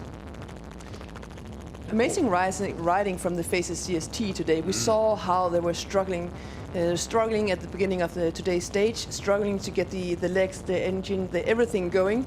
Maybe Mariska from her falls the previous days had to take that little bit extra time to get warm, to get the engine going, and now you can see they're doing really well. So that's the thing about this type of racing. It's not over until it's over. Always stay positive, stay optimistic, keep going, because you never know. It can go in all directions, and it does. It always, at some point, something unexpected will happen, either to yourself or your rivals. Today's stage, a 73-kilometer stage, shortened, and with the satellite finish in the Goudini Spa, and we see Team Salisman have passed that checkpoint. That's 10 Ks to go at 3 minutes 40. So just over 1 minute 15 behind Faces CST. So this is more or less the podium for general classification as well as on the stage.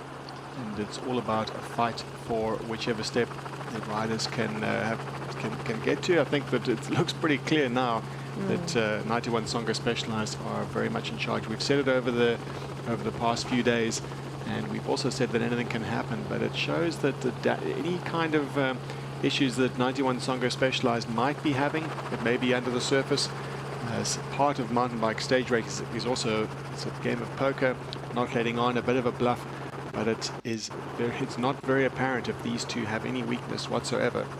Not at all. We saw Team Salisman in the early parts of today's stage being very active at the front. It was very clear. We could see gritted teeth going up the climbs. Arian and Robin were really trying to apply pressure to everybody else, and now it seems like they themselves have to pay a little bit for the whole effort of what they did early on, and just the whole week in general. And 91 Songo Specialized riding for the Specialized trade team, and we talked earlier about the mentorship of Christoph Sauser. They'll also be getting some tips and tricks from you, Annika.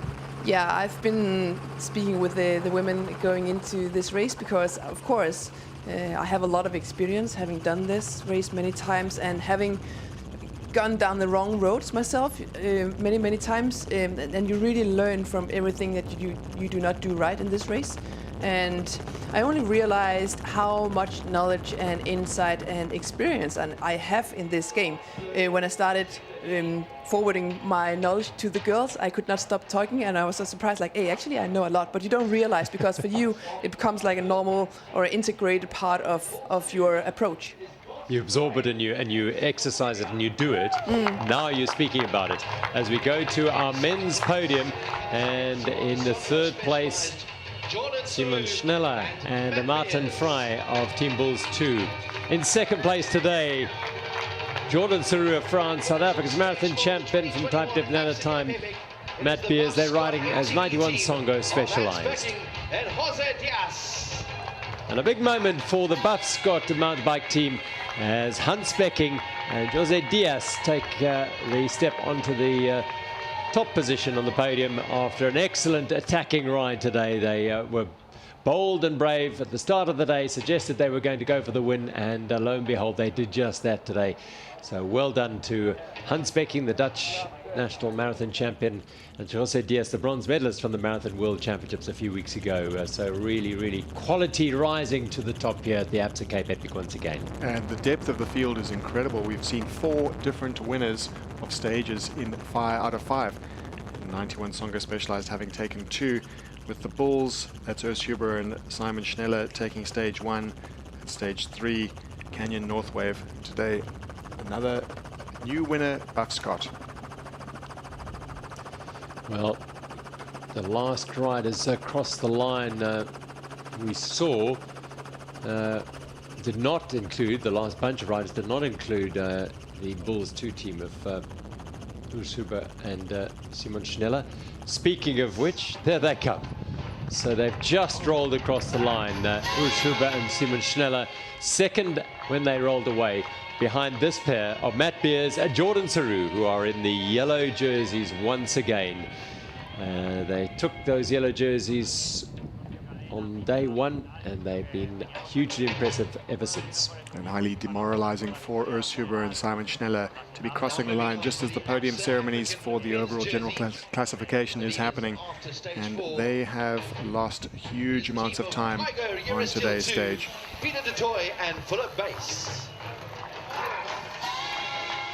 And still in the red jerseys, the Absa African jersey, but they lost 49 seconds today. Phil Bass and Peter de Toy. That race is boiling up beautifully right now. It's going to be a dash over the next 3 days. So much pride involved there. Confirming the situation on general classification at the moment, Jordan Saru and Matt Beers leading by 6 minutes and 42 seconds from Martin Frey and Simon Steve Janman. Samuel Poro and Fabian Ravenstein have moved themselves up into third place. They've every day over the last two and a half days have moved themselves up. Becking and Diaz, a stage win today. They are now in fourth place. Their teammates in fifth place, just 3 minutes behind them. Huber and Schneller now down in sixth place. De Toy and Bass in seventh place, 29 minutes down. And just behind them really is going to be fascinating. A minute and a half or so. Nortje and Boerter, Type Dep Nano time. The race is on for the Absa African jersey. Colombo and Zanotti, ninth, and Mark Hubert and Tristan de Lange, another of the Absa African jersey races, in 10th place. Salza and Malakan in the thick of things there once again. Toy and Bass, look at that, minute and 28 over Tristan Nortje and Wessel Boerter in the Absa African men's jersey standings. So, yeah, the gloves are off there. Joubert and De Lange, well, they're on home territory from tomorrow. The Mbuko Giant men, they are based in the Wellington area. Mbuko Wine Farm is there, so they will know those trails perhaps better than any and will want to do something special there. Look out for them. This is where they all get to end on Sunday. The beautiful Valdevie estate here, the grand finale. And this is the field in which they will roll into on that Sunday. It will be a wonderful celebration as they are greeted as heroes. Every single one of these riders finishing this grueling journey that is the Absa Cape Epic. You see their faces CST. Yep. Heading through that single track section. At the last time check, we saw them at 2 minutes 24 down off the leading team of the day and the leading team on general classification, 91 Songo Specialized. And behind faces CST, we will be looking out for Team Salasmed's Ariane Luti and Robin de Groot. They were at 3 minutes 40 down on the day at the last time check. And just an indication of how hard these trails are. Riders, some of the best cross-country riders in the world, are really going super slowly, indicating just the challenges of the terrain at the Absa Cape Epic. Looking at the time splits, Computer Mania have lost some time today. They looked really good. They had an awful day with bad luck yesterday, and perhaps that chase back took its toll, because to stay in touch with the faces CST and Salasmed group, they lost touch on that climb, on the Land Rover Technical Terrain climb of Slanghoek, and they are 5 minutes back at that time check. Good recovery from Faces CST here to come back strong towards the end of the stage today. I'm curious to hear what happened to the team Salasmed, because apparently they looked good at the beginning on setting the pace, taking initiative, and all of a sudden seems like they're starting to feel or paying the price for the effort they put in early on. We see them going up the final climb of the day before they plunge down in the single track towards the satellite finish with Goudini Spa. And the 91 Songo Specialized team to be on a fantastic rhythm again, absolutely not putting a single foot wrong. I think they'll be pretty relieved the trail builder decided to send them around, take a little bit of more of a switchback. That little steep pitch was going to be tough. Stretching her back, Mariska Strauss, as she flies down the single track. The body will have taken quite a lot of punishment over the last 5 days. today. They are in day 5. We call it, we don't call it stage 5 because the prologue is not classified as an official stage. There is the prologue, and then starts the official stages, stage 1, 2, 3, and 4. The body, and Mariska Strauss particularly, she's had a few falls, well, one a day so far so good today, but yeah, even if you're not falling, your body is taking an enormous pounding throughout this journey. And we can see perfect teamwork from the 91 Songo Specialized team here. I have a feeling that Sina is the slightly stronger in this pairing, and she's doing things here absolutely right, letting Laura setting the pace at the front, meaning Sina has no problem following the wheel of Laura, and Laura can freely choose the speed that she's comfortable riding. Of course, on the climbs, the draft effect with the speed of the riders going up the climbs, especially climbs like this, they'll be going some in the single digits. They'll be going between 6 and 9 kilometers an hour on these super steep sections, perhaps even slower, and there is no draft effect, so it makes perfect sense for the stronger rider to drop back and let the so-called weaker rider set the pace and ride within themselves on the climb. So Candice still look over her shoulder, the helicopter overhead. There'll be a little bit of a noise, just making sure that her partner Mariska Strauss is all okay. There's that little extension, the detour around what is a very steep section. And there's a split screen to show you the perfect synergy of this pair of Laura Stigger and Sina Frey. Just locked together for the entire race. They've been anything that has confronted them, they've managed to deal with, and they've had no I don't want to say it, but they've had no issues so far. No, and that is really what this race is all about, avoiding issues. You can see all of a sudden you wake up in the morning and you hear the news of things happening during the night, and you're surprised by that, but it can happen to you too. So you need to stay really careful, and especially if you're in the leader jersey and you only have 3 more days to go out of 8 days, you start to move yourself a little bit into a mindset of protecting that and being a little bit more careful, where at the beginning of the very event here you could be much more aggressive and up front. Here you have to, especially if you want to think about the GC, you can allow yourself to just be a little bit more careful and focus on getting through the last 3 days without any issues. Is what this has been all about so far for 91 Songo Specialized. They came into today's stage with an 11-minute and 15-second lead over Team Salusmed of Arjan Luthi and Robin de Groot, and faces CST 24 minutes down. So there'll be a little bit if faces CST can continue building on their advantage over Salusmed, just chipping away. It's a big gap. About 13 minutes between second and third Salusmed and faces CST, but yeah, anything you can gain on a day like today is precious, and that's the motto of this pair as well. They're gaining every single pedal stroke. They are just moving inexorably towards another stage win, and well, greater things to come later in the week on Sunday at the Val de Vie Estate. This is Robin de Groot on the front there. Then it's Arjan Luthi, Team Salusmed. And I think they've got the Grandmasters who've been hovering around the women for the last 4 days. Bart Brenchens and Peter Wessels. Bart Brenchens riding behind the women, not interfering with the race, taking great care not to affect the outcome of the women's category racing.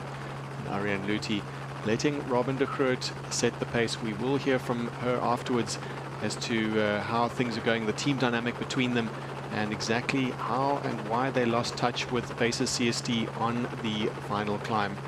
Let's hope that it wasn't a mechanical. Let's hope it's not bad luck, and it's often more interesting to see the race play out purely from an athletic point of view, and no fans want to see any kind of incident playing a role in the race. It's all about the show of athleticism and tactics, and we will wait to see what has transpired during the race. We often get some great some great tidbits, some information from the riders at the finish in the interviews. We'll wait to see what Ariane Luthi and Robin de Groot have to say. You could just see how hard they're working. The camera doesn't do justice to the steepness of the climb, but the way the riders are riding gives you that idea. So this gives you an idea of how skillful these young women are as they fly down this trail. Remarkable achievement to build these trails. These are hand-cut trails, and of course in extremely remote regions, and the amount of effort is almost incalculable. Just what the trail builders have gone to, trouble the trail builders have gone to make these trails rideable in these remote areas, and giving us some fantastic racing at the Absa Cape Epic. And especially today, it's a very nice present to get to have these flowy single track all the way to the finish line. Normally when you exit, or we've seen in previous stages, when you exit the final single track descent, you still have a lot of time trial-ish kind of terrain where you need to ride flat and fast to the finish line. But here, they basically today pop out a single track and there's the finish line.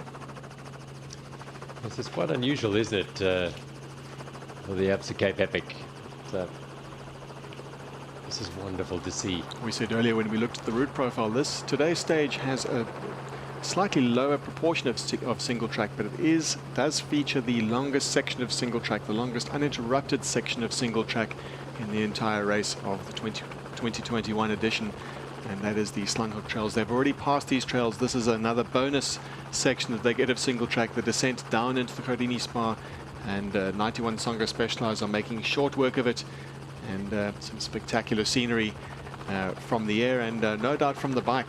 The riders will be taking perhaps just a little bit of a moment to appreciate the beautiful surroundings of the area, and just the beauty of the Western Cape as they head through some unknown terrain, some of it actually untouched by mountain bike tire previously, and thanks to the over 100 property owners, landowners that allow the race to come through, and so the world can enjoy it on the riders' behalf, and live vicariously through the fortunate 600 riders in the 2021 edition.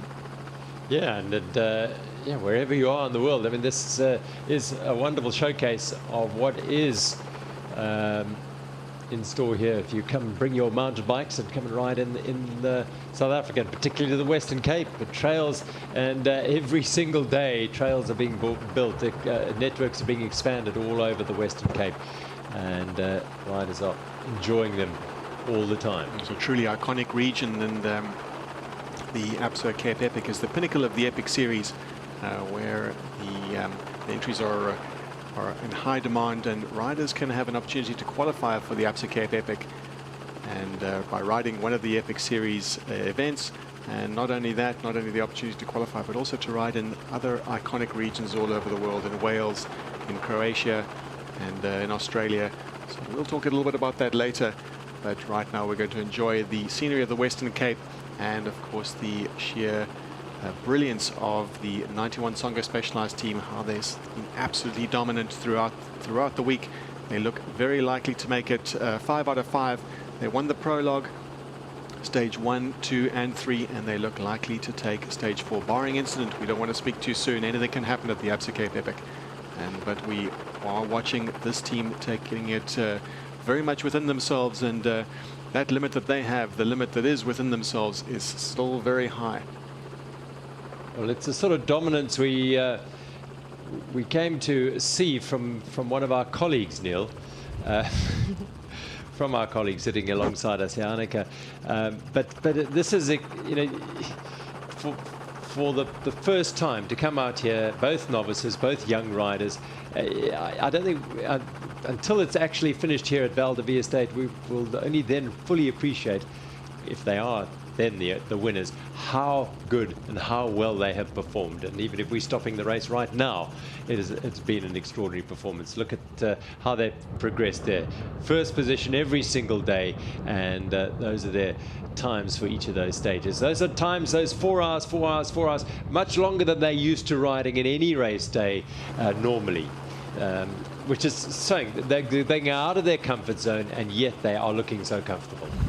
This definitely is the hardest race effort these two young ladies ever had to do. Racing every day for over almost 5 hours is definitely not something they've done before, but they're very complete riders, both of them. We see how well they do in the World Cup. They've been doing so well in the younger categories as junior riders, as U23 riders, and for good reason, because they have a really, really high level, and we see that now. Nowadays, you have to be a super complete rider to do well, and we can see they have strengths in many areas. Over the years, and it's been wonderful to welcome the great riders that we've seen coming out here, but to be brutally honest, we haven't seen a similar number of women cross-country racers come and race the Absa Cape Epic as perhaps proportionally the men have. Yourself, we've seen Kate Courtney come out here. Anna van der Breggen came out from the road, and you and Anna won the race. But it's wonderful to see these two young pathfinders come out and say, this can be done. So hopefully this will sort of open the eyes and say, well, if these two youngsters can do it, let's go and race this. Some of the other top level and top cross-country races. Yeah, true. But also for the team, within the specialized team, this race always, the past 10 years had a fairly high, I'd say, importance for the team. And these two young women, they have a massive support behind them, and it's so motivating, and I think that's also part of why they're doing so well. They feel the motivation, they know the importance for the team, and it makes them flying. And I think maybe that's also part of why a lot of other cross-country female riders haven't done it, because maybe it didn't have that big of a priority within the team, because most of these teams are based around World Cup racing. But it's good to see that these very young riders are daring to take on the challenge, and they're doing so well. It must be very inspiring for other cross-country riders to see, okay, if they can do it, we can do it too, and we want to do it. I think your use of the word daring is wonderful, because we've seen them going out there daring to be bold and brave and win the stages and take hold of this race in emphatic fashion. And as they roll off the last piece of single track, it is the 91 Songo specialized pair of Laura Stigger and Sina Fry, who are putting the finishing touches to another immaculate performance here at the 2021 Absa Cape Epic. They've been the dominant team. They came into the stage with a very comfortable lead of over 11 minutes, and not content to sit back and say, well, let's take this slightly shorter day a little easier and save ourselves for the longer days, what Sina thought would be the Queen stage on Friday. They've gone out there and taken hold of the stage, and they're bringing it home in emphatic fashion here at Slanghoek and the Goudini Spa. This remote finish, another glorious ride by 91 Songo Specialized as they power into the finish here. Sensational riding by two young superstars of the sport, Sina Fry and Laura Stigger. Last few turns on the very smooth trail now. They'll enjoy this for the moment, but what they'll enjoy and savor is another stage victory. They're racers, and they've not held back at all at any stage in this race. They'll come around this bend, and for the 5th time this week, they'll raise their arms. They'll celebrate another stage victory. 91 Songo Specialized make it 5 out of 5 on stage 4 of the 2021 Absa Cape Epic. They build on their lead, they build on their legacy, and they are quite simply the best in the field right now. They are, and you can see here they're greeted by their team. It's always so nice as a crew to see your riders having a good day, making it through safely without any issues, without any mechanicals. It's good team spirits. Really superb ride by Laura Stigger and Sina Fry. Arm around from Laura, congratulating and saying well done. And they're looking as they have done every other day, just Well, we've just done another good ride today. So the good thing about today, it's not over 4.5 hours. It's a shorter day. And also not as hot as yesterday, so it really makes recovery for tomorrow a lot easier. Dimension Data Masters leaders, the Restonic pair of Andrew Divinage and Craig Uriah roll home. Another impressive ride by that pair. But this has been hugely impressive. And feedback straight away, just sharing information with the team and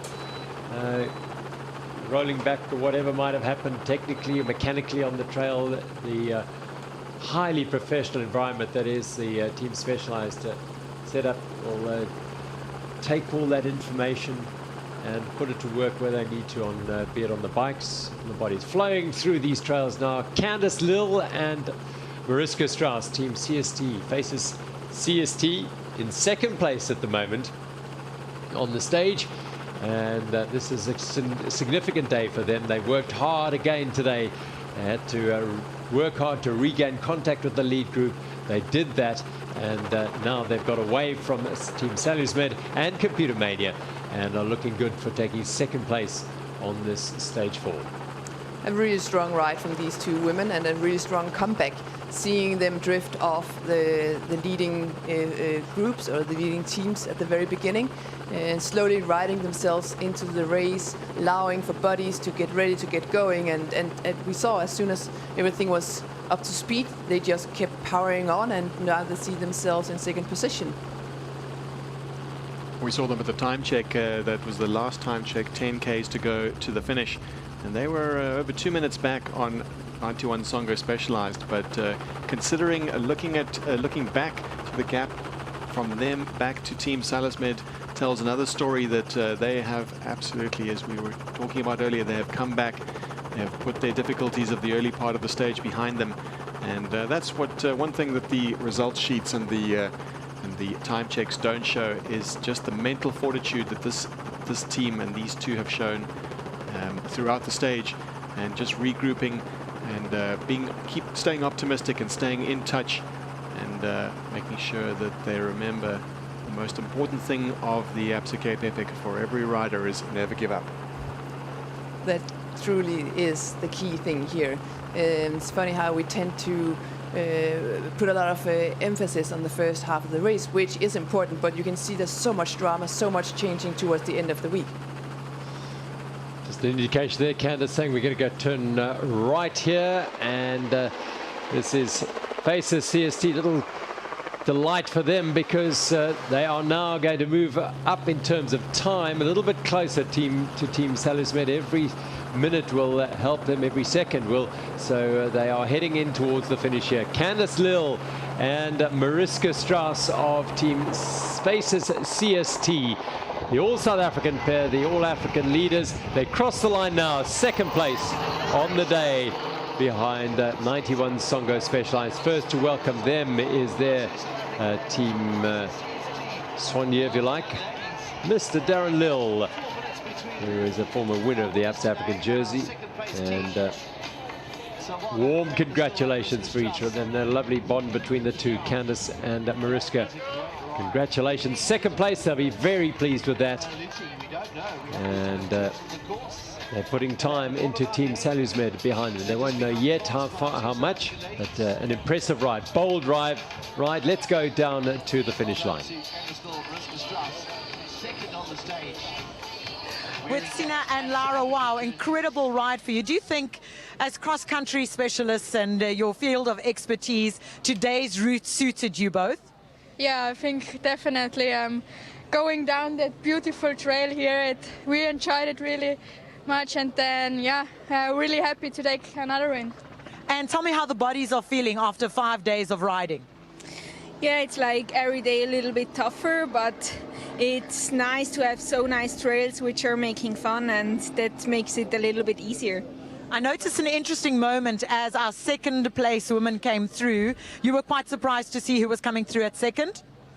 Yeah, it's cool to see Mariska and Candice riding on second, but I hope Ariane and Robin coming soon, and they didn't crash or anything. I hope they're coming healthy to the finish.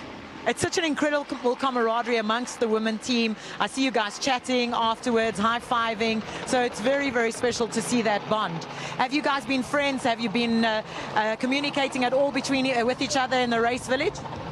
Yeah, like since this year we are together in a team, and before we know each other, and now our friendship is even bigger, and it's super nice to also have like a good teamwork, and yeah, that makes it a lot of fun. Well, go and clean up, rest up, and we'll see you on the podium and the start line tomorrow. Congratulations. Well, that is Sina Fry, Laura Stigger, the stage winners. Third place are in that Ariane and Robin Ariane Luthi and Robin de Groot of Team Saronsberg have just crossed the line. What's the deficit there, Neil? Well, we're just looking at the finish results, and these, of course, are unofficial results. We saw 91 Songo Specialized finishing in a time of 3 hours and 19 minutes and 44 seconds, and 4 minutes and 9 seconds down. 4 minutes, 9 seconds down. Faces CST and Saronsberg 6 minutes and 8 seconds off that leading time. So Faces pulled back 2 minutes at least over the second place team as the Xaro category leaders coming home. Loyanda Tobangunya and Lorenzo Leroux. They've worked so hard for this. It's been such a goal for them, this pair, over the last year and a half, and just getting here was a huge effort for them, getting bikes that would serve them well, and they've been well supported there by the guys from Omnico in Canada have provided them with these wonderful bikes, and they've been able to make them work and work really well, and they come home. Fairtree Canada, Lorenzo Leroux and Loyanda Tobangunya performing once again at the top of their games. Let's head back to Liesel at the finish. With Mariska and Candice from Team Faces CFT, wow. Incredible riding. You really gunned it there, that last bit. We saw the power coming through as a team, trying to catch up with the leading woman. Yeah, I think today was actually not the perfect day for us in any way. We had some struggles early on, but I think on days like this, it's the teamwork that really counts, and it just shows that as a team we can come across second when we still had a relatively bad day. So I think that was a good job from us today. Considering that it's a really good day for both of you. Having both raced on international levels, raced overseas, do you think that type of preparation, those type of races, prepared you for something like this? In some way, yes. The intensity in Europe is just a level higher than here, so that I think it really carries us through. But yeah, I think what even more so is that we've had the experience of racing multiple Caps at Cape Epic, so we've got that backed as well. Well, get your feet up, get cleaned up, and enjoy the rest of your afternoon. Congratulations.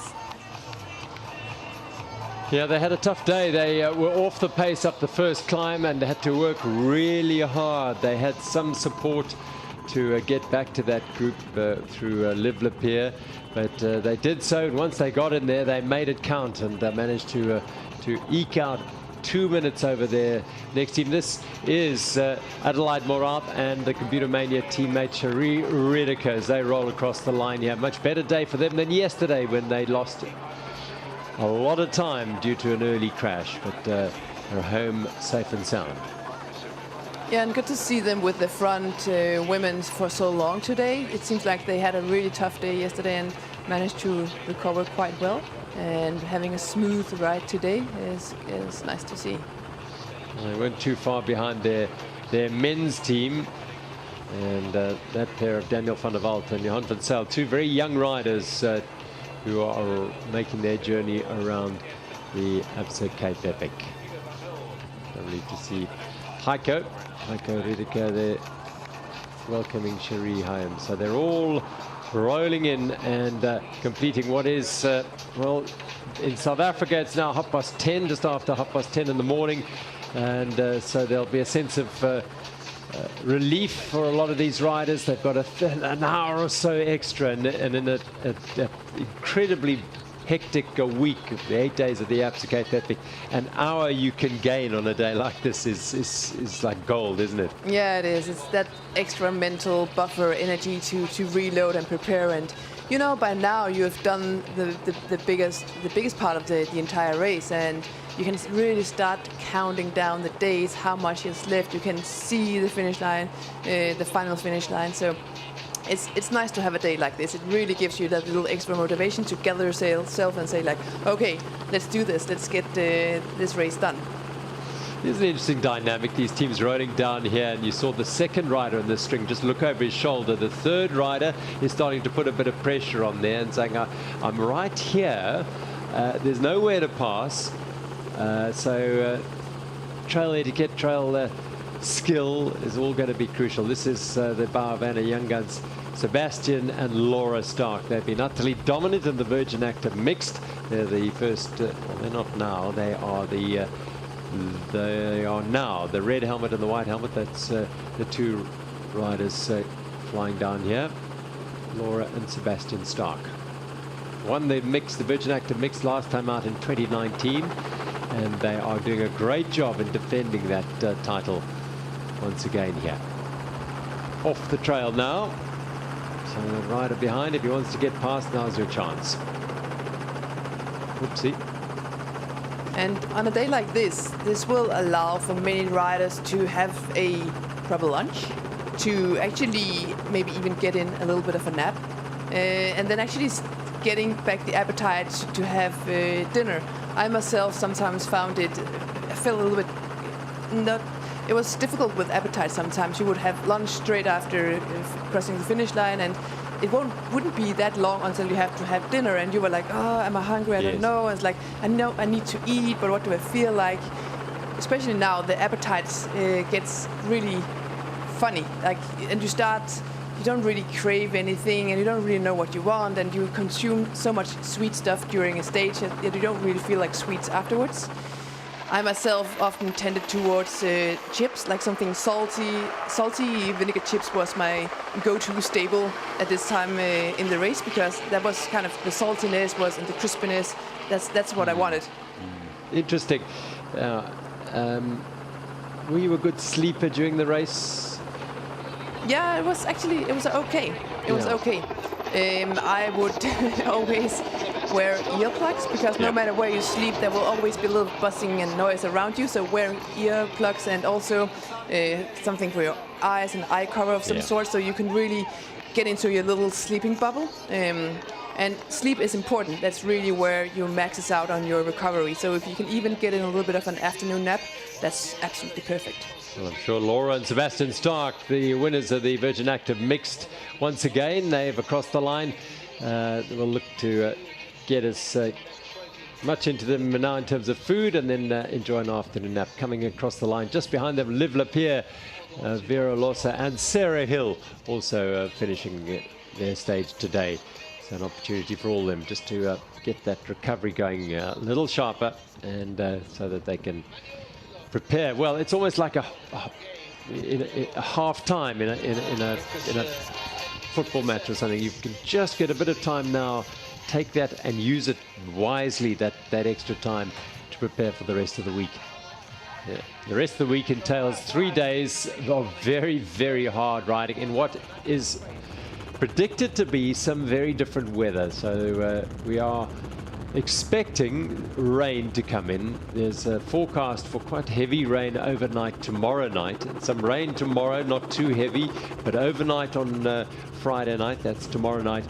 Predictions are for a lot of rain, which could make the trails on Saturday and to degree Sunday very, very greasy indeed and slippery, which will add another dynamic to what is this ever unfolding drama of the 2021 Absa Cape Epic.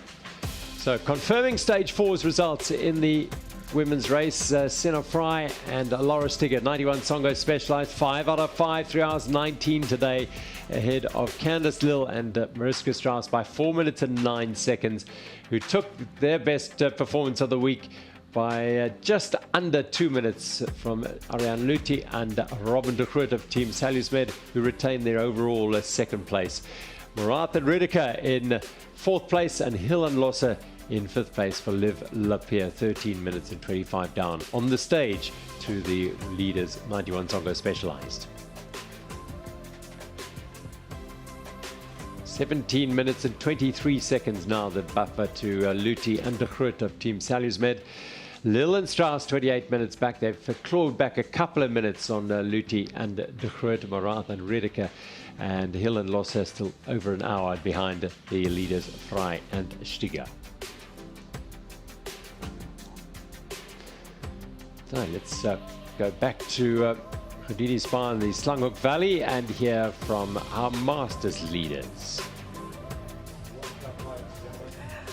Our Masters leaders, Craig and Andrew, how was that route today?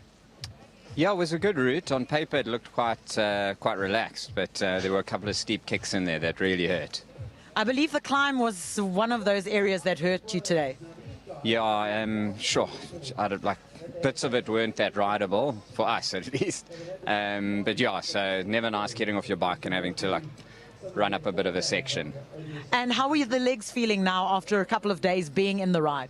Yeah, legs felt all right. I think we decided to be a little bit conservative today. We know tomorrow is a huge day, so we just decided to ride our pace and conserve the tyres through Slanghoek. We've ridden there before and punctured, so we were super careful today. Glad to come through all right.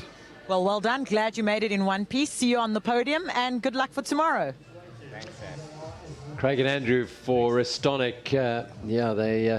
They mustn't feel too bad. We can tell them we saw the best riders in the world getting off to push up that trail there. So don't worry if you have to get off and push. It's always a sort of source of great pride. Oh, I didn't have to push there. Well, the best riders in the world pushed. That's how tough the trails were today.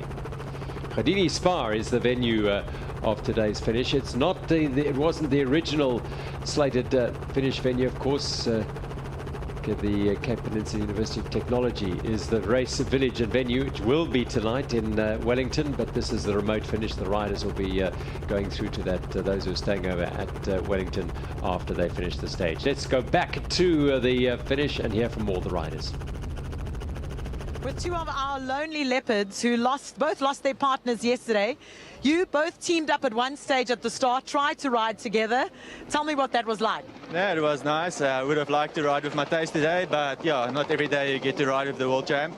So yeah, we rode together, but also Andreas made the pace quite hard actually, and then I got some friends along the way, so it was still a good day out. And did some good time as well. This morning when you spoke, you said, I'm just going to go out for a training ride. Was it an easy, fun training ride for you? No, not really. In the morning I was not really sure what I will do. So I started a bit easy, not super easy, but and then I decided, was thinking maybe it's the smartest for the next Cape Epic to just simulate it for me now and go quite a hard pace and try to send it in the downhills and get the best experience out of it, and I had fun in the end. How are the emotions feeling? Yeah, still very disappointed, very, because it was so promising going now for us. But the area and the trails are so nice that as a biker you just have to enjoy it, and it's still nice. Still nice to be able to ride these trails. So we're expecting a lot of rain overnight. Yes or no, will you be riding tomorrow? I think it should be fun. I think it will actually make it a bit less dusty and more grippy, so it should be fun. Yeah, I also will go for it, I think. Good luck, well done. We'll see you tomorrow. Thank you. Yeah, the lonely leopards are those riders who have lost their partners, and that on the left-hand side, the first person we heard from there was Gert Haynes of Apage Eurosteel. Matthijs Birkers withdrew halfway through yesterday's stage due to a persistent back injury. And alongside him, Andreas Seerwald, of course, Martin Stosek's partner, and the Canyon Northwave team decimated by Stosek's illness overnight that saw him very unfortunately have to withdraw from the race, but those two riders deciding to ride on in those very cool looking lonely leopard jerseys. They're a jersey that once you have it you quite appreciate, but you never want to have. No, and you could really feel like all the way through the screen how disappointed Sevald was. Absolutely, understandably. yeah. You could, yesterday was really a turning point in the men's field. You could feel that Canyon Northway, they were really starting to gain momentum, and having to quit like this, of course, is super disappointing. Yeah, bitter disappointment for the Canyon Northway. They had got themselves to within 1 minute and 43 of the overall lead, and it all unraveled overnight, sadly, for Martin Stosek. Well, we've seen some big changes in the overall race. In the men's section, the dynamic has completely changed from a very tight race with Canyon Northway getting closer to that yellow jersey. And also another big loss of the day is the Bulls team. That's the Bulls #1 team, Urs Huber and Simon Schneller. Schneller struggling with the stomach bug last night, and did well, in fact, to finish the day. They, by all accounts, it seems like this is really an overnight bug. Or at least a one-day bug, and let's hope that they will be active again tomorrow. They did lose over 20 minutes today, so that would say that puts them out of overall contention, certainly for the lead, unless something miraculous happens with them. But let's hope to see what they come up with tomorrow. There's a very good chance they could target stage 6 or 7. It's interesting. I mean, no one wants to get a stomach bug at any stage. Because it's so debilitating, but at the sharp end here, Simon Schneller perhaps has, we don't know, but a similar affliction, but it's a shorter stage. So just hang in there, hang in, and we'll get to the finish and hopefully recover overnight, and we can continue tomorrow. Well, they know they have a role to play, and having a conversation with Carl Platt last night, who is very much part of the fabric still, even though he was racing in the Masters category, still very much part of the fabric of the Bulls outfit. We spoke to him about who would be the chosen first team. They were very close on overall general classification, the two Bulls teams going into today's stage, and asking him last night which team he favored and which team he thought would be the leaders, and he just said, well, we'll see out on the trails.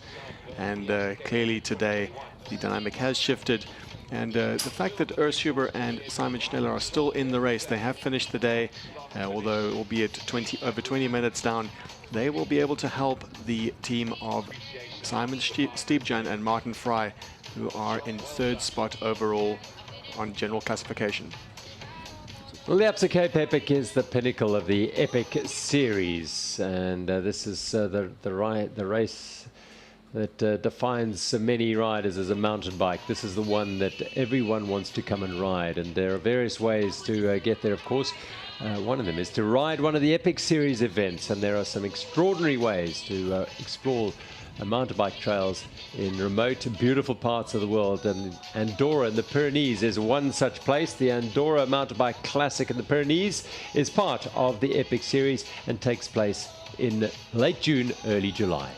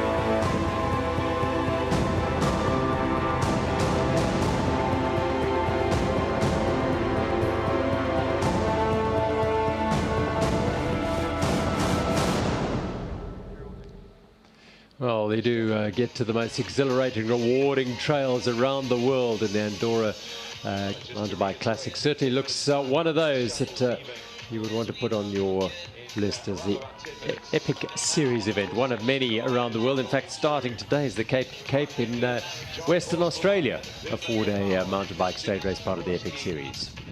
Yes, it's all part of the exploration of some of the most iconic mountain bike destinations in the world, and really capturing the essence of mountain biking in those areas, and offering riders an opportunity to experience mountain biking at its very best, and being able to compare the difference of the trails and the difference of the mountain biking scene in each of these regions. Let's reflect on today's stage 4 from Saronsberg to Slanghoek as they rolled away from Saronsberg, bearing in mind at this stage the leaders had just found out that Canyon North Wave were no longer in the race, with Martin Storsek withdrawing and Andreas Sewald starting in C-Batch in the Lonely Leopard jersey and riding his own little journey around today's stage. Very emotional as well for him. Team Bulls were going to have an interesting day today. You have 2 teams in the mix here, but we were later to find out that they would find one of their teams, Simon Schneller and Urs Huber, to be short of power today due to illness, but they would roll on to the finish. Fast and flat early on as they hammered on the 73-kilometer stage. 1,600 meters of climbing. The pair of Timo Beer on the front, Zugasti and Gilbert putting the hammer down on the road for a little while, an opportunity to put their noses in the wind. But that wouldn't last too long as they rolled further back down the field. The South African teams took a stranglehold on the race early on, because this was an opportunity for them to put their names in lights, and also for the Absa African jersey to come to the fore, with the 2 riders there, Paiga Eurostil in the center of that picture there, very much in focus. They were the leaders by over, well, just under 3 minutes, Philip Bass and Peter de Toy, but an opportunity for others to attack them. Well, very tight race for the Absa African red jerseys, very coveted prize in the race, and certainly the rival teams will be looking to capitalize on any weakness for the day. The dust illustrating that the rain of the early part of this Absa Cape Epic is a thing of the past. It's hot and humid as they start the rugged climbs on the Watervalberge. So in the back there, EF Education first team, Lachlan Morton and Kenneth Karaya still in touch. But as the race progressed, everything started to stretch out. Paiga Eurostil on the front in the Absa African jerseys, leading the field with Matt Beers, the race leaders. And they now, when they started, rolled off the start line, they had a lead of 3 minutes and 53 seconds over Team Bulls, Urs Huber and Simon Schneller, as Jordan Saru and Beers kept themselves at the sharp end. Buff Scott also starting to show early on, and Fabian Rabensteiner and Samuel Poro also in the mix there. But Buff Scott handspecking just behind Peter de Toy in 3rd place as the route and the rough and the climb started to stretch the field out here.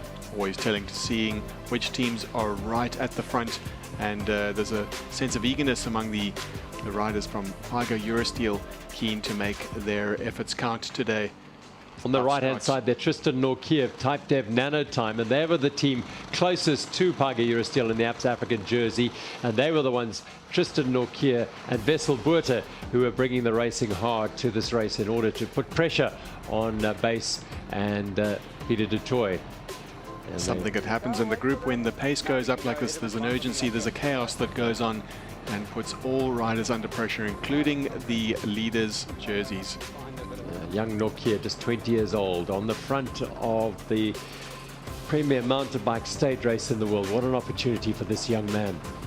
And short section of tar road, and the trails, as ever, uncompromising in the way they challenge the riders. BMC KTM, battling Dave. Just slightly losing touch with the leading group, but all credit to Paiga Eurostil.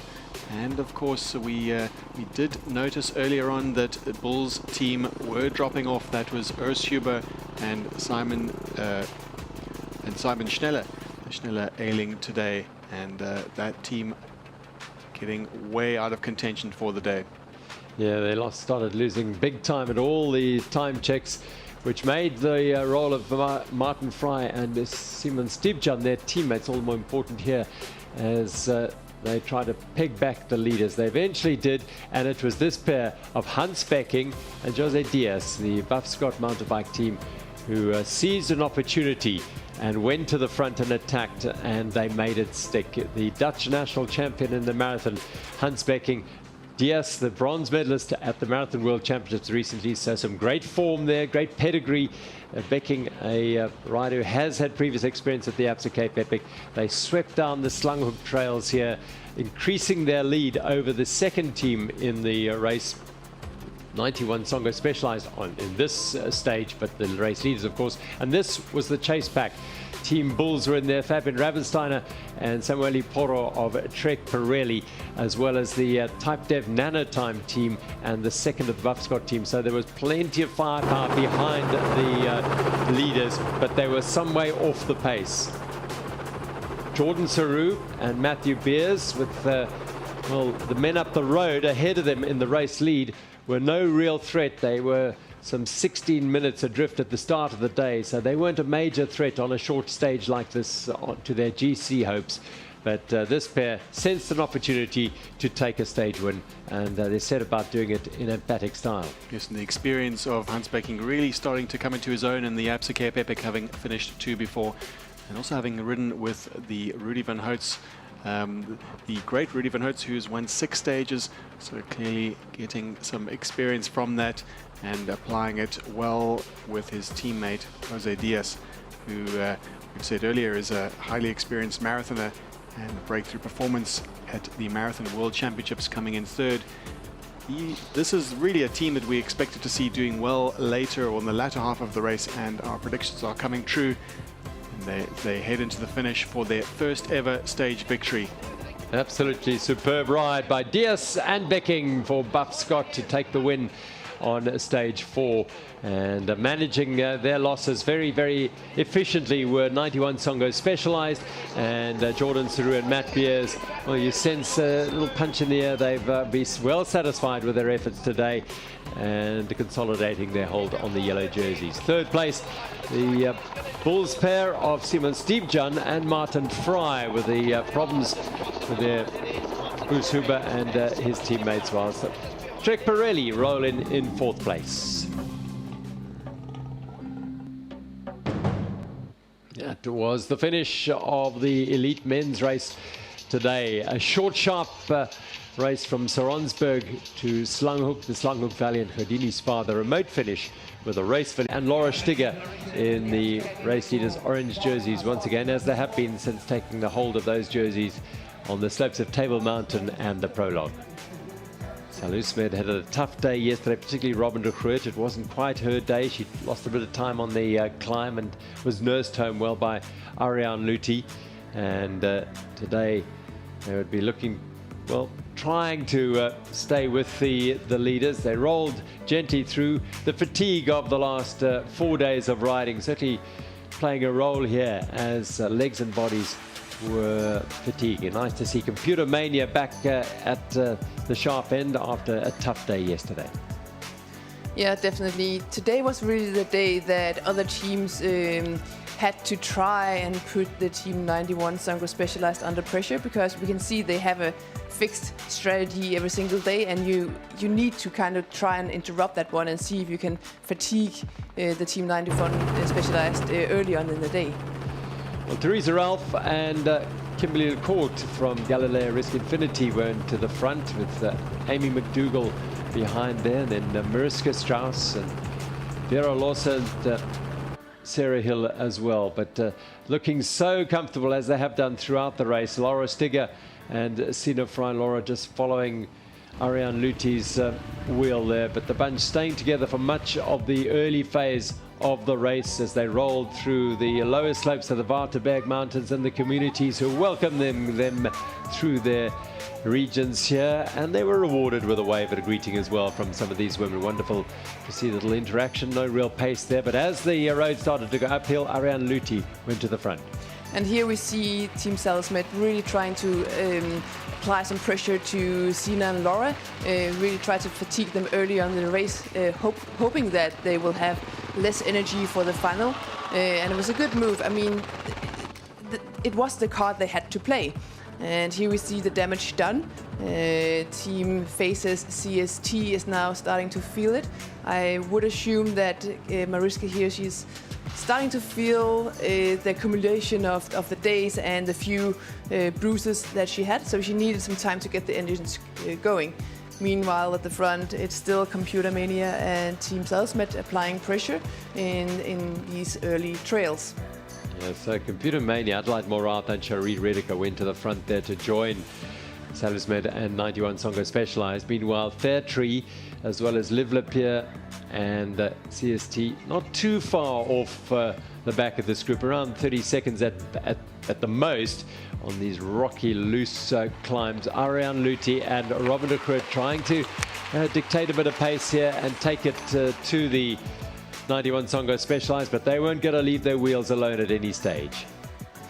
And as the stage progresses, we see Team Faces T and CST just settling into the rhythm, and by doing so, gaining that little extra energy they needed to get the engines going, and eventually we would start them seeing become stronger and stronger.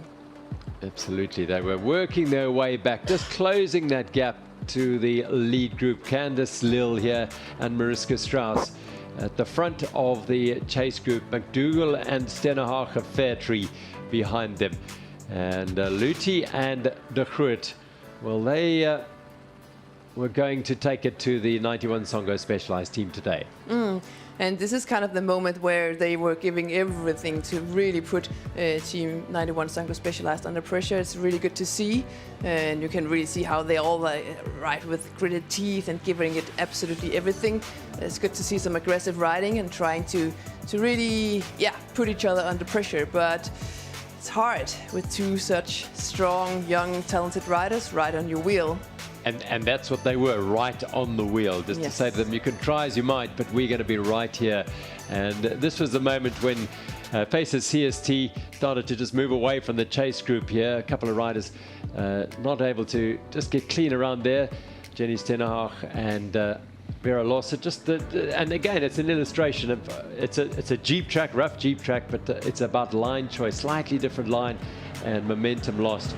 Having to step off for a moment, and here they regained the contact with that lead group, Mariska Strauss and Candice Lill, as they snaked along the banks of the Breede River. And I think that is a result of them going better and better into the stage. They are warm now, they're warmed up and ready to go. And also the fact that Team Saronsberg and Computer Mania have tried everything they could to apply pressure, realizing, oof, we can actually not get rid of Sina and Laura. And maybe sitting up a little bit, realizing that. And here we go into the next part of the course. The trails start to become hard and steep again. And we saw how well timed the attack of Team 91 Specialized is. It was really clear they were like going for it. They were sprinting into this climb, getting away, getting a gap, and now they do their thing, right? Consistently, smooth, and just looking ahead to the finish line. At the toughest, hardest part of the course, they said, well, this is our game, and they moved into the lead. And despite having to push up these incredibly steep, rough and loose trails, they just started to ease away from the chasers. The dynamic in the chase group was changing as well, because Faces CST were now on the front of this group, with Saronsberg having done a lot of the work early on. Faces had chased back to gain this group. Computer Mania was still there, but it was going to be a challenge for Saronsberg to stay with the Faces CST team, but no one could stay with this team, despite a little step down there from Laura. No problem at all, just back in and a check on her partner. It just shows how well running the partnership is by now. They know each other so well. They know exactly when one is suffering, when to slow down, when to check that we are all here, when to go to the front. It's they're getting better and better every single day. Once they got to the front, there was no holding back, and they just tapped out this metronomic rhythm on the climbs, and they opened up that gap to what was now the second place team, further back faces CST, who went through that checkpoint in second place, quite well clear of Saronsberg, who had lost ground on them on those early steep ramps. Meanwhile, this 5-kilometer flowing single track was a playground that Laura Stigger and Sina Fry were thoroughly enjoying up in the lead. Definitely, and here we can see how well the teamwork of Team Faces CST is working. Also taking turns at the front, being smooth and just getting stronger and stronger throughout the day.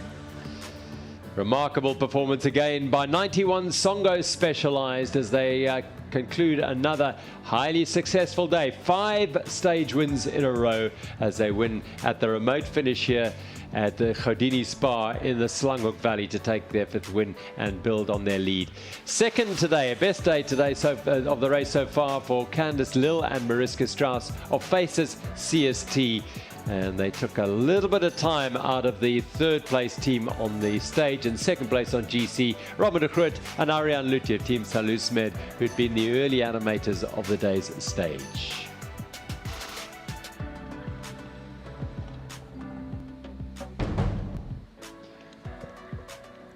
So that drama results in this on the results board. Brian Stigger, 4 minutes and 9 seconds ahead of Lilian Strauss, Luthier and de Groot. A further just under 2 minutes behind Lilian Strauss, and Morat and Redeka had a good day today. Computer Mania mountain bike today. They were at that lead group, in that lead group for much of the day. Helen Losser, Stennehagen, McDougall of Fairtree, and Ralph and Lacourt. We saw them at the front of the chase group for a little while as well. How does that impact the overall standings? Well, not a great deal right at the top, except that Fry and Stigger just increased their advantage by a couple more minutes. It's 17 minutes and 23 seconds over Luthi and de Groot of Team Saronsberg, and Lill and Strauss in 3rd place. So all the remainder well down. The battle though between Morat and Redeka and Stenach and McDougall could unfold yet. Just 4 minutes between those two teams, and a couple minutes between the top two. Beg your pardon, it's more than a couple of minutes between Hill and Losser and Ralph and Lacourt, so there's a bit more work to be done there.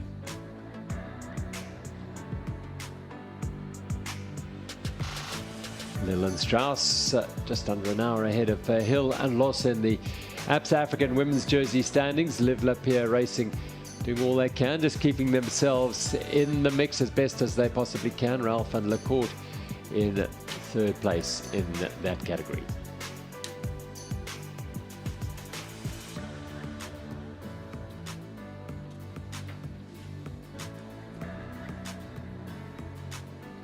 Confirming stage 4's results for the men. Becking and Diaz winning that by 43 seconds from Saru and Beers. Stipjan and Fry of Bulls 2 taking 3rd place. Bulls 1 team of Usuba and Simon Schneller suffering today and losing a huge amount of time. It has seen them drop down the overall standings. Colombo and Zanotti in 8th place today as they keep chipping away. Joubert and De Lange, Dutoy and Bontekoning completing 3 South African teams or African teams inside the top 10. Sars and Malakana, a really good day for the 91 Songo Specialized team with the legend Christoph Sauser in there. And Leroux and Tobangunya, Lorenzo Leroux and Luyanda Tobangunya winning the Exaros category today after not winning the last couple of days, but they are the overall leaders in that category. Leroux and Beers 6 minutes and 42 over Fry and Stipjan. What can the Bulls do? Well, their 2nd team did finish today, so that'll be key to this team's hopes. But Uber and Schneller now 24 minutes behind, having started the day today 3 minutes and 53 seconds behind the lead. Great day for Nokia and Buerta today. They're now in 8th place. Colombo and Zanotti just 5 minutes or under 5 minutes behind them. Joubert and De Lange, Dutoy and Bontekoning, all those South African African teams keeping themselves in the mix for the Absa African jersey. And Leroux and Tobangunya, as I said, leading the Exaro category now in 28th place. Just 1 minute and 28 seconds in the Absa African men's jersey standings between Dutoy and Base and Nokia and Buerta, who won the stage today in that category. So you can Bet that the next couple of days are going to be red hot amongst those who are looking to top the standings in the Absa African jersey category.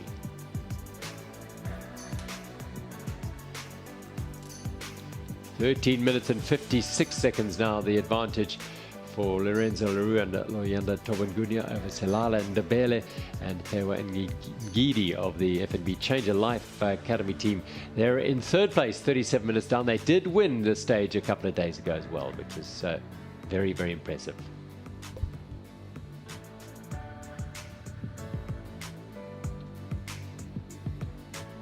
Laura Stark and Sebastian Stark winning the mix today comfortably again. They've won every stage thus far. Craig Uran, Andrew Divenage consolidating their advantage in the Dimension Data Masters, 5 minutes and 46 seconds ahead of Lont and Rotmetz of Ratabas, and Brenchensen Vessels winning today's stage by 20 seconds over Barty Bucher and Heinz-Jörg Gerber.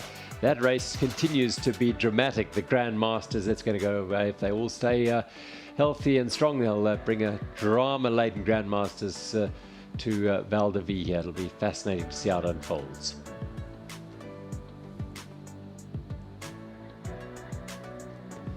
(46 minutes, the advantage to Bauerner Young Guns in the Virgin Active Mixed. The Dimension Data Masters, a similar advantage to the Restonic pair, but 1 minute and 24. Brenchens and Vessels of CST Post in El Bafang have over Bucher and Gerber. Big racing coming.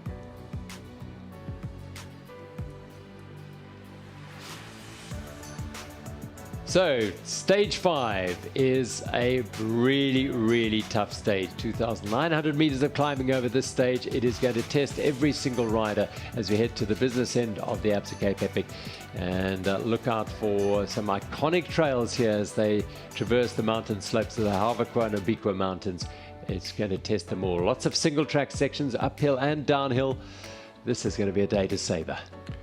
Yeah, the experience will play a role in this stage going forward, and the single track sections playing a big role in the latter half of the stage. And we've been here 4 times before. This is the 5th time we've visited the region, so locals will know the trails, and of course the internationals who've been here before will have an advantage. Yeah, the loop stage in and out of Wellington tomorrow with, as we've been talking about, the projection is for some rain over the next day or so, so that could play an interesting role in the race still. Indeed, we've seen many different conditions weather-wise in this race. We started out really wet and cold, got into very hot temperatures, and now we're going back to something that we assume will be wet and cold. It's going to be interesting, and looking to tomorrow's course, there are sections called Heavy Legs and Full Monty. It's going to be tough. That is no question about that. As we've seen in the Absa Cape Epic already this year, Neil, when we go off air here and when the riders are coming in, much can happen between now and the start line. Plenty of change we saw overnight with the Canyon Northwave team. Here's hoping that that doesn't happen again and we have everyone healthy on the start line tomorrow morning, because it is going to be a race to savor. Lots of single track. Absa African jersey is going to be interesting tomorrow. Well, it's a really close race between them, and I think that that's a race within a race, certainly. And sometimes a race within a race can play a bigger role in the overall race.